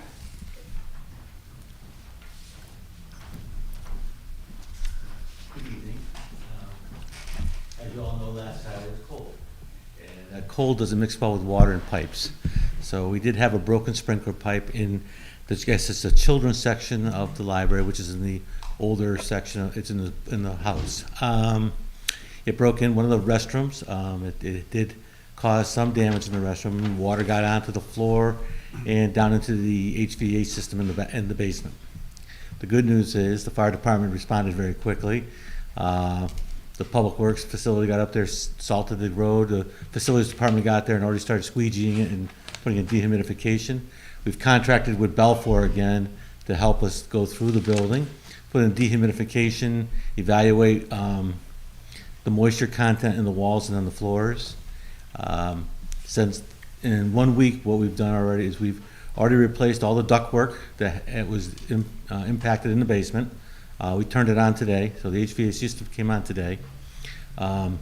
We've evaluated the floor, continued to put dehumidification. At this point, the floors seem dry and the substrate seems dry. We're hoping that they stay that way and that we don't have to do any more work on those. We removed all the cove base in the area, evaluated the walls, checked for moisture. Those are all being put back on today and these are being painted. There was a hole above the ceiling in the wall above the bathroom. That was sealed today and being painted. And we are currently reevaluating the area where we had the pipe break. We're probably going to do some redesign in there, make some modifications. That can wait till after the library's open. But it will be open. It will be ready for Friday night. Thank you, Jack. Any questions for Jack? I'm sorry. Oh, that's okay. So the pipe that burst, was that part of the modernization, or was Yes. it? Okay, so and the problem with it, was it too close to something, or what? Do we know why it burst? We're evaluating it. In the construction, the pipe was moved from its original location. It is a sprinkler pipe. It feeds just that. There's a bathroom, a utility room, and a computer switch room. There are 3 heads in there. It fed those 3 heads. So was it all to code? It was all to code, yeah. So it wasn't too close to any beam or any, like there wasn't a. No, 'cause usually they but- burst. Yeah. Go ahead. We think that we had, I think it was about 13 below and 45-mile winds. That it's an old house, so we do think windy out in there. There are some design that we are evaluating right now, and some construction work that's been evaluated. We're taking photographs. We're going back through all of the change orders, all of the records to evaluate that, to make sure that what was done properly. So we're doing it the right way. Yeah. So, and Belfour did a big cleanup, and then they're going through it again. So is there an increase in cost? Like, what is the So what we're doing now is implication? we've applied these costs to Kerma, our insurance carrier. So right now they're going through those. We've also put on warning the builder and the architect. I have Randy DeBella looking at those opportunities too, Yeah. and he will be addressing the council. And Katie, can you speak from the committee? Was there any discussion about this? About the pipe breaking? Yeah, like, Well, there was some discussion, I won't say out loud in front of the camera, some of the Right. things I said, but it's fixable. Luckily, the water was diverted immediately when the fire department got there because it was coming out the pipe. And Balfour, as we have learned through the high school debacle there, that they know what they're doing. And a couple days after it happened, I was, in several parts, you would never have known there was anything there. And books are, I think very few books got wet. There's a couple of ceiling areas, like you said, in the bathroom, but the floor's drying out really nicely. The substrate didn't, the water wasn't so much that it went, this is in the Goodman house, the really old thing. It never went below, like into the cellar underneath. So it was fast acting and, there's just nothing to be done about it, nothing to be said, and hopefully insurance will cover it all and we'll be back to normal. There's a Sure. forensic mechanical engineer who's been in for 2 days evaluating it. He's asked us some questions. We're going back on some comments, back and forth. So, right now I think it's too early to say, well, it's this or that. Again, we need to check the change order records. We need to check all of the records to make sure we follow through the process and we don't make a early decision or saying this is what was wrong. You really need to make sure you follow through. Right, because the worry is, if this was done like this, if there was some flaw in how it was done, you worry, is it, what else, so it makes you worry. So I'm glad that you're just going through everything with Balfour and then you'll relay anything that's found. We've also, we spent time, we've gone through the building official, we've had the fire marshal. Myself, I've been up inside I've gone places now that I hadn't gone before. And I am. I'm questioning some things. Yeah. Back to the architect and back to the construction people, asking them, there may be some things that I asked that have changed. But it's not gonna be something that we're going to snap our fingers and we're gonna make a quick, we're gonna evaluate it and make sure we do it the right way. Thank Any you. other questions for Jack? Thank you, Jack. Thanks. Appreciate it, thank you.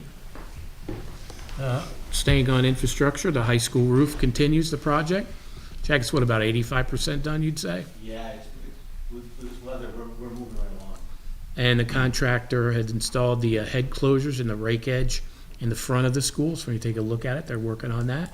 And in the back of the roof on the southern side, they continue removing shingles and installing the ice and water barrier. That's the white type that you'd see on the roof, and that protects the actual roof itself from water and ice. And then after that, they're going to be installing the standing seam with that as well. And with that, Katie, that's all I got for mayor's comments tonight. Okay, then. So we'll move on to item number 10, which is the American Relief Funds. And I'd like, pardon? Was that number 9? Is that your report? Oh, I'm sorry. Well, you didn't, you want Yeah. to give your update there? So sorry. Correct. That was mayor's update of a different color. Okay, You had 2 updates here, Mayor. that's, sorry about Trying to that. throw me into it, too. Item 9, update on ARPA. So as we talked about before, I wanted to update everybody. How many passes? And, I'd asked Tammy, our grant writer, to come up with today's numbers, what we have so far. And we're gonna be reviewing them again tomorrow. Sorry. And so these are the ones we're showing so far that have been approved and gone through the system. She's also gonna check and see some of these that have already been somewhat completed, if there's any additional monies that will be coming back to the town. For instance, we had the additional funds, you see down on the bottom from Harry Brook Park, who returned some money. Yes. We may be getting some from additional projects. And right now, we're showing a balance of 135,2055 is what we have in the American Relief Funds. And again, I'm having Tammy double check that just to make sure we're still okay with that. We have 100, this number, at the very bottom, this Yes. balance, 135,20. 52055. With the return of Harry Brook, yeah. Correct. Okay. Mhm. And there may be some other ones. Tammy was looking to see if there's some other ones that had some additional savings from what we had budgeted for. So she's gonna be looking at that. So all of the return amounts are on the lower end here? What's that? Are these all of the amounts that are returned, Ternisky Bridge, Harry Brook? No, that's the amount we approved. Right, okay, so where do you see the amount that was returned? Or See all the will way be? down the bottom, where the available balance is? yes. Right above that's the return from Harry Brook Park. Oh, okay. It's tiny print. Sorry, that's how I could get it to get on a page. Oh, so the only one that's on here is Harry Brook? Correct. Okay, I got it. Any discussion? Is there any reason that you couldn't get this to us before today? I wanted to make sure that these numbers were as best as I could get them to be. Mm-hmm. That's why.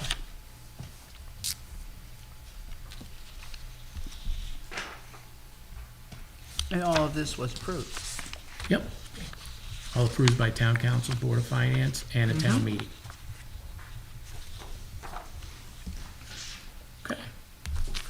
Next, Katie? Okay. Item number 10. This is talking about the ARPA funds. I'd like to make a motion that we approve the following expenditure of ARPA funds, which would be a request by the silo for the amount of $107,500. We have an attachment, which I think you all have this one, right? Okay. Yes. Second. Everybody got it? Oh, thanks. Was that you, Tom? Yes. Okay.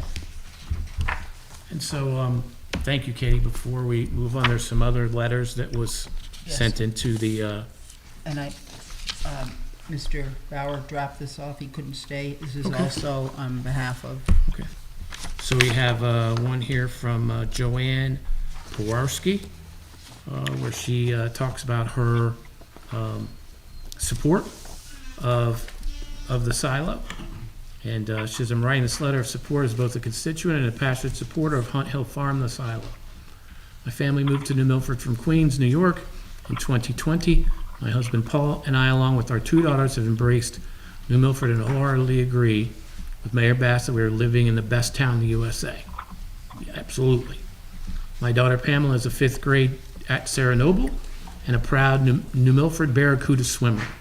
And Paulina is a 1st grader at Northville and a 2022 Connecticut State champion Tiny Mite cheerleader. Those guys are awesome for the New Milford Bulls.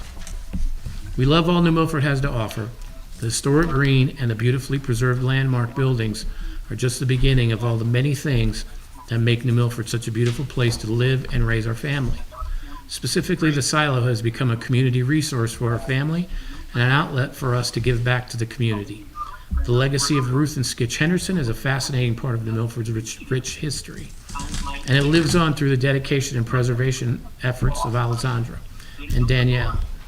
Our first experience at the silo was visiting the cooking school when it brought making gingerbread houses with Martha Stewart. The beauty of the silo during the holiday season is undeniable. Alessandro and Danielle continue to beautifully preserve the silo's authenticity. The love and attention to the very detail is truly remarkable. They continue to honor the Hendersons' legacy in every event that they offer at the silo. I had the privilege of attending as a parent chaperone the Kids in the Balcony program at Carnegie Hall. This program was started by Skitch Henderson, and his legacy, of course, being the founder of the New York City Pops. It was a program that offered the kids in New Milford and beyond an opportunity to attend a concert in New York City at one of the most famous concert halls in the world, Carnegie Hall, at no cost. Alessandro has restarted this program after 14 years, and the children of New Milford have already experienced this wonderful program free of any cost, including providing transportation to the kids and accompanying parents. The concert last April was magnificent and custom tailored for children as it showcased original, world-class performers from various Disney productions. This extraordinary experience for these children from our community, I am certain, will never be forgotten. I was moved by the sheer happiness and excitement of all these children's faces when the bus left the silo en route for Carnegie Hall. I was even more touched and honored when during the concert we were thanked for our attendance as a representative group of youth from New Milford, representing Skitch and Ruth Henderson. It's 2 pages. Yep. Next is from David Lewis, to whom it may concern. We at Troop 58 have found the silo and Hunt Hill Farm to be a fine choice for scout project opportunities in the past. In addition, Alessandro is enthusiastic about the locations used for scout activities such as camping, all at no charge. This troop is looking forward to our future involvement with this valuable New Milford institution. Dave Lewis, Scoutmaster, BSA Troop 58. Next, this is from Lochte Webb, and she is the founding director of Education Without Walls. Phenomenal program. If you get a chance to check that out, please do so. She does wonderful work with those children. To whom it may concern, the silo at Hunt Hill is an absolute treasure to the town of New Milford. My family has lived in New Milford for 3 generations, and I spent much of my young life here. My mother was a huge fan of Skitch Henderson and spoke highly of him often. We attended art shows and cooking classes there together. My memories of the silo are nothing short of magical. The opportunity to share this magic with another generation of New Milfordites is certainly thanks to the efforts of its current board of directors and president, Alessandro. For my part, Alessandro has been incredibly generous with the space at the silo. He has allowed our small middle school group to make its home there, giving our students a great deal of freedom to use the grounds and buildings to explore. He has given us the opportunity, with only the request that we care for the space, that we assist with the utilities as much as we are able. He has offered to have a winter dance or snowball once again, as he has asked only the kids care for the space and donate canned goods, which would be donated to area food banks. This is a wonderful learning experience for our students and an excellent service to our community. Alexandra and his wife Danielle work day in and day out to reinvigorate this property, to bring the beautiful gardens back to life, and to maintain the work that has already been done. We are talking hours and hours of manual labor, including the work that they did to make the space for our little program beautiful for us. His passion for the project shines through in every conversation, and it's certainly contagious. We are proud to be associated with the silo and hope to continue our relationship with this outstanding program for years to come. Next is from Angie Chastain. She is the founder and executive director of Camel's Cupboard. To whom it may concern, Camel's Cupboard Food Pantry for Children is a nonprofit organization that donates food to over 400 children each week. We rely on local community help to execute our mission. Individuals, local businesses, and other organizations contribute volunteers, food products, and monetary donations that help our organization operate. One of those organizations is Hunt Hill Farms/Silo. They have provided Carmela's Cupboard with thousands of pounds of shelf-stable food. They ask for donations at every event and share it out in the community through us and other food pantries. Knowing the need for fresh produce this summer, the Silo planted a garden on their property and shared their fresh produce with our families. One item we received so much was fresh tomatoes. These tomatoes were organic and cherished by our families. But the Silo didn't stop when the weather grew cold. They set up tower gardens to supply fresh greens for our families during the winter months. But they didn't stop there. Hunt Hill Farms, the Silo, is committed to helping those in need firsthand. Carmela's Cupboard had 4 blessing boxes built to place throughout the community. The Silo is housing one of those boxes. This allows individuals to stop by any time to either pick up food if they are in need or drop off food if they have it to donate. It's such a blessing to have such great community partners such as Hunt Hill Farms, the Silo. We cannot thank them enough for their help. Another one is from Sean Ellis, to whom it may concern as a neighbor to the Silo and a former board member of the Literacy Volunteers on the Green.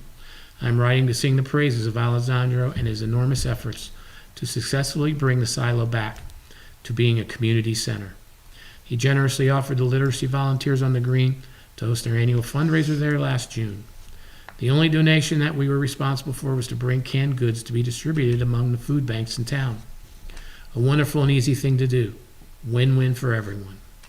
As a neighbor, I also congratulate and admire his generous spirit. He has helped organize our neighborhood events, again with no charge, and with the spirit of cooperation, always. His mantra seems to be, what can I do, not what can you do for me. Alexandra is committed, passionate man who, for the past several years, has made the significant strides in honoring the legacy of the Hendersons and to try and make the Silo a successful venue for art, music, cooking, education, as well as holding events throughout the year at no cost to the community. I can't praise him enough and hope that he will be able to continue to make the silo a safe, sound, and beautiful environment for New Milford.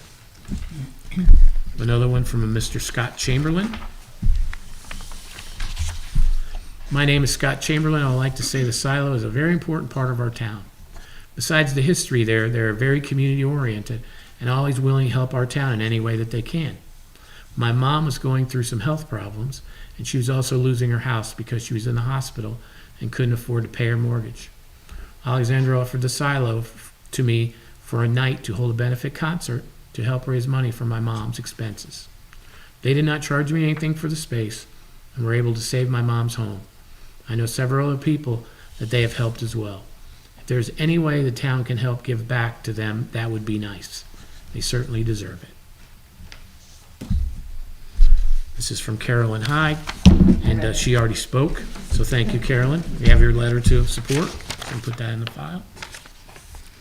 Rebecca Shierish, she's a co-leader of New Milford Pride to the town of New Milford.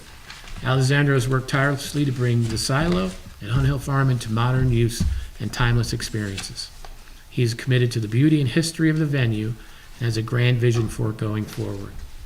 More so than just a vision, Alexandra has the ability to turn the silo into a much-needed social hub in New Milford, drawing crowds of all kinds to the beautiful site and eclectic events he hosts there, from international dignitaries to local clubs, social benefit programs to creative fairs. Alexander is proving his commitment to an open and inclusive venue that benefits New Milford socially, monetarily, and in reputation. The Village Center of the Arts, from Jason Roberts, the Executive Director. I'm writing to tell you how important I feel the silo and facility is to our community. I, as Executive Director, our boards of directors, and all the staff at Village Center of the Arts are extremely grateful to be able to hold our biannual art shows in the gallery. We intend to continue to work with the silo on future arts and cultural activities. With such a wonderful space and properties for a variety of cultural experiences, we are confident that the silo will continue to be a valued asset to our community. Having attended many functions there over the years, I can truly say that this is a gym, and New Milford should be proud to have such a great venue. I know many groups and organizations that have utilized parts of the property, from yoga and meditation to family gatherings, art shows, and more, all given access at no cost, with the exception of a request to bring foodstuffs that in turn are donated to local food banks, kitchens, etc. Next one is Vincent Rodriguez, and he's the CEO, president of the Delivery Guy, which is the Smiles I Can't See, and that's the very nice gentleman that gives people wonderful guitars and a smile on the kids' faces when they get them. To whom it may concern, I have the pleasure of a few wonderful experiences with the silo in New Milford, and wonderful work with Alessandro and his wife Danielle have been doing for the last few years. My nonprofit, Smiles I Can See, has benefited and raised money, and more importantly, have received food donations at my events at the silo over the last couple of years that I have given to the food pantry, all because Alexandra's great work. This was done at no cost to me or my organization, just donations of non-perishable food. Nonprofits helping nonprofits is so important in the world we live in. This is all before we even get to the fact that the arts are also something I deem very important for posterity, as well as the benefits of the cooking school. I would think that keeping the silo open and running is a tremendous undertaking, and if it were no longer in existence, I would be deeply saddened. I look forward to having the silo around for many years to come, and look forward to having more events there for Smiles I Can't See, and also attending music and art events there in the future. Have another one is standupforhealth.org. To the New Milford Town Council, every community has a history, made up of a patchwork of citizens representing mixed backgrounds, strengths, skill sets, and interests. But not every community has a legacy that can be upheld with pride. When a community opens its arms to include all of its citizens and supports their wide-ranging ideas and talents in order to curate a more inclusive and comprehensive experience for all, the entire community has the best opportunity to thrive. Similar to what we do in our mission for Stand Up for Health, we develop and provide nutritional education to all communities, but specifically to the marginalized portions of our communities. we include all people, sharing information that helps those interested in leading healthier lives and optimizing their bodies' physiology so they can thrive. Having collaborated at the Silo with Alexandro and Danielle for the past 3 years, we've been blessed to have found a friendly, open home base to share our knowledge with this community. We've built Connecticut's first virtual aerotropic community garden, sharing hundreds of pounds of fresh produce to our local food banks, including the New Milford Social Services Food Bank, Camella's Cupboard, and several local schools in our area, and providing educational experiences for many children in New Milford to learn all about the innovative and sustainable technology of aeroponic gardening that will transform any food desert into a food oasis, enhancing local agricultural movements all over the world. Our community drum circles provide an outlet to the average of 75 community members, gathering monthly to remember that every one of us plays a part in creating a harmonious community.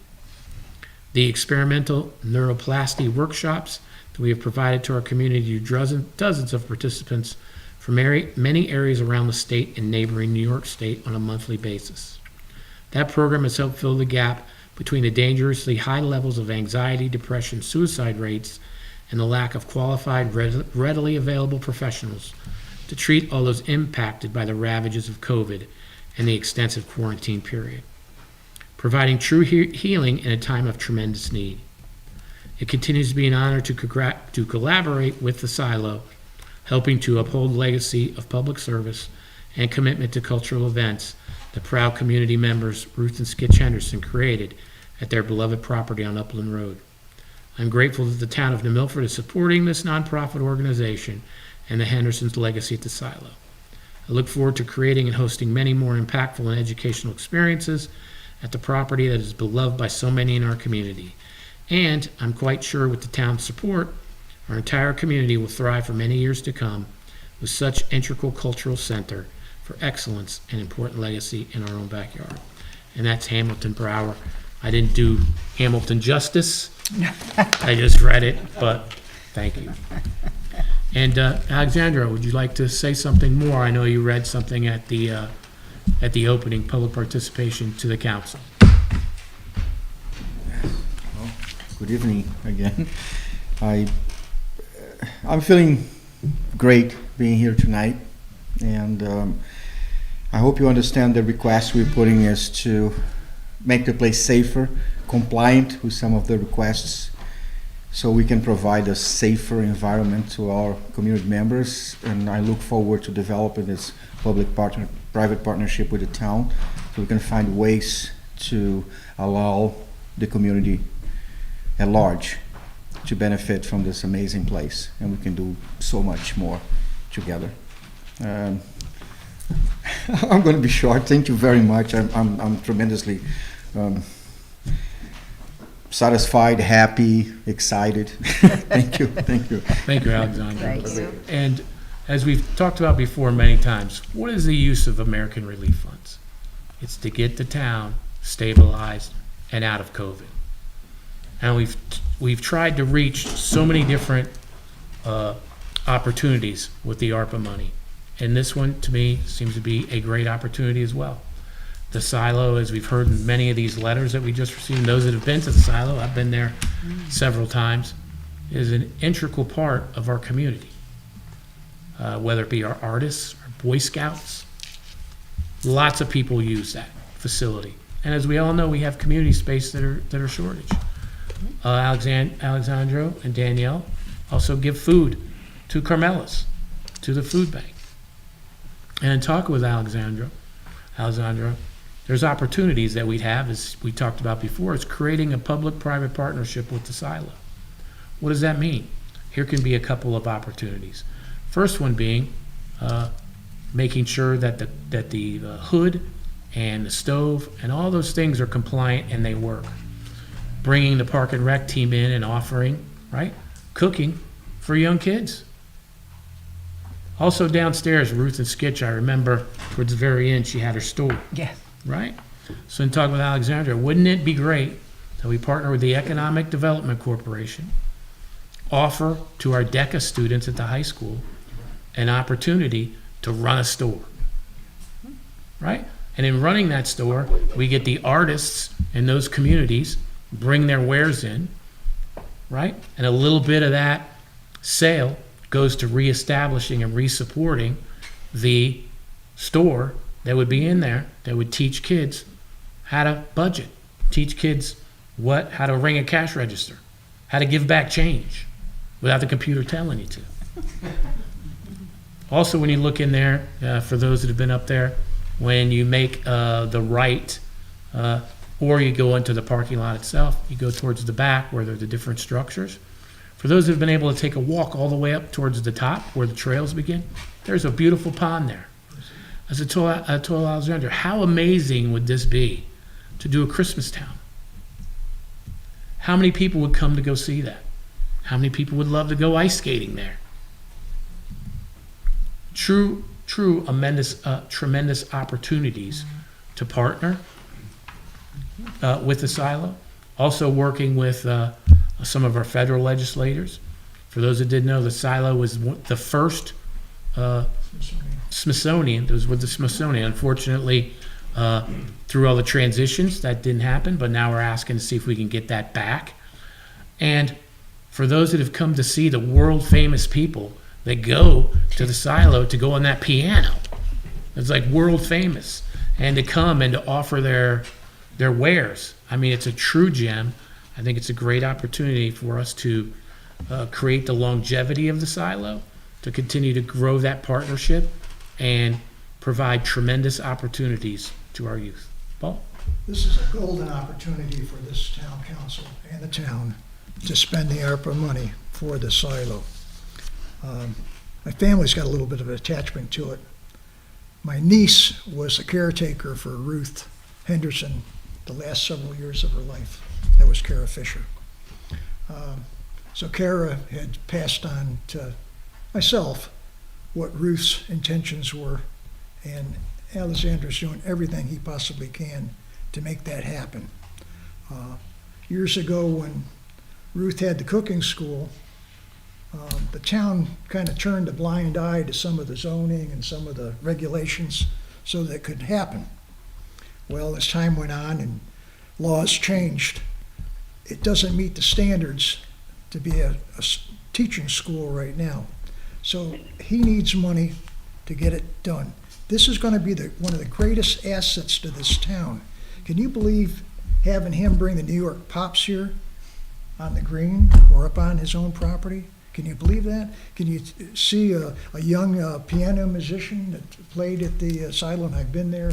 I've seen some of the stuff that went on. It's a great opportunity for this town, and it's going to be there forever. It's for me and the Planning Commission, it's a piece of property that forever will be open land. It's a win-win for the town of New Milford. Thank you, Paul. And I can't see any reason why we shouldn't be spending $107,000 on the silo. Katie? Yes, as you said, Paul, that when Skitch and Ruth came here and all the famous people came and all the great things that went on there, and it was great. I mean, we were really known for it. And when Alessandro first came to town and I met him, he had this great idea. And one of the things that you said was it would always be there. And one of the things that you said, Alessandro, to me was, and after you really got up there and said, oh my God, I'm meant for this and it's meant for me, was that it would be forever. That you wanted to make it clear that you wanted to have that sign on for life. And well, we've got a long ways to go, but definitely you're able to, with your charismatic ways, and that you are willing to do everything and anything that it takes when somebody's there, and you've really done a wonderful job of making people feel comfortable no matter what they wanted to use the space for. And I'm very happy that we have this funding to help you get things up to code, because that's the thing. The public-private partnership is a wonderful way to go. And reinstate what you had with the Smithsonian. We can work on the paperwork and you find that. And, all of the other accolades and certificates and awards and things that were given, you'll come across them in the boxes as you go through everything, but I think you and Daniela are to be really commended for your stick-to-itiveness and what you've done to turn it from really kind of abandoned for a while to where it is now, and I'm sure it's going to be great going forward. So I'm definitely in favor of this funding for you. Mr. Mayor? I concur. Oh, do you want to go first? Hang on a second, Tom. Hillary's got the floor. Go ahead. I concur with everything that's been said and all the letters and, everything I've heard from you both speaking, which was really quite touching and beautiful. And I look forward to seeing all those things there. And I have been to many events. You're sort of a neighbor of mine, and I fully also support all of your endeavors. I just have some questions. I'm just getting this right now, but I'm just wondering, I don't see Lover's Leap and Boardman Bridge on here, or are they? Because I fear we're overspent. No, we're not. We're definitely not Okay. overspent.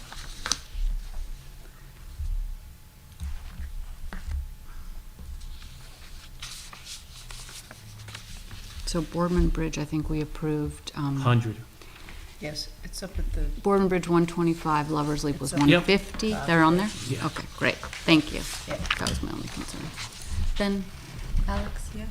And the only other thing is, were there any other requests that came in? That was my only other question. I have not received any No, there- additional requests. Let me say something, the bridges will be there for a long time. Let's get the silo done now. We'll worry about the bridges later. Yeah. May I? Tom?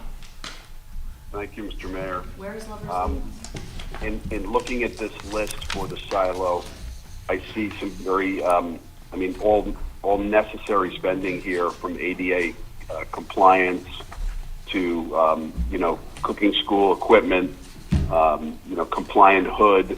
Everything here is an essential, and I think this is a great infrastructure investment for the silo to really take it to another level. I will say I have your first enrollment for kids cooking, as long as you start with 17-year-olds. I've got your first student lined up, and I would help promote it to all of his friends' parents as well. I'm sure it would be a well-attended class as our boys and girls are getting to their senior year. But I am going to support this wholeheartedly. I think this is a fantastic use of the money, and will be it will be a great long-term investment for the town and for our entire community. Thank you. Thank you, Tom. Mayor? Yep. Chris? Hey, Chris. Yeah, so I'm generally supportive of the use of the funds. Just a couple questions in terms of, hiring the right contractors, that sort of thing. I'm not sure that the silo has, the resources to do that properly. Are we helping out with those sort of issues at all? Yes, Chris, it would have to go through town bidding policy, Okay. just like we do for which we did with the VFW roof, Butterbrook. Yep. All that would be Got done it. the same way. Okay, all right. And then at some point, will we be coming back and auditing to make sure the funds were used for the Yes. projects on the list? Absolutely. Got it. Okay. Yep, I'm very supportive of it. Chris, that was one of the things that's not a detriment to this, is just prioritizing what is handled first, second, third, so that we don't at some point find something that's at a higher cost than is shown here, and, then we have to talk about how we're going to fill that gap. But I think going through the town process of bidding and working that way, I think it'll work out very well. Great. Sounds good. Coming back to what I said, I don't see those numbers on here. No, he's checking something. I'm in total agreement as far as supporting the silo and all they do for the town. Growing up here, I also attended many things myself, and I've been there since Alessandro's been there. So it's absolutely wonderful. Mr. Mayor, if the money's there, then that's where it goes. Thank you. Hillary, would you be okay if we say contingent upon the funding? Contingent upon That we have the funding? Sure. Okay. Because it was, No, it's in here. I just, You feel confident that we I have do, it? absolutely. It's just, yeah, Yeah. yeah. I have a motion. Yes, we have a motion and a second. All those in favor? Aye. Opposed? Aye. Any Aye. abstentions? Thank you, everybody. Thank you. Hillary, Good, I'll get you the Alessandra. updated one. I'm meeting with Tammy tomorrow. Okay, so meaning this might not all add up to this. Correct. Okay. Did I hear what? Motion to adjourn. So be it. Cheers, All guys. in favor? Aye. Thank you, everybody. Good night, everyone. Good night. Good night, everybody. Take care.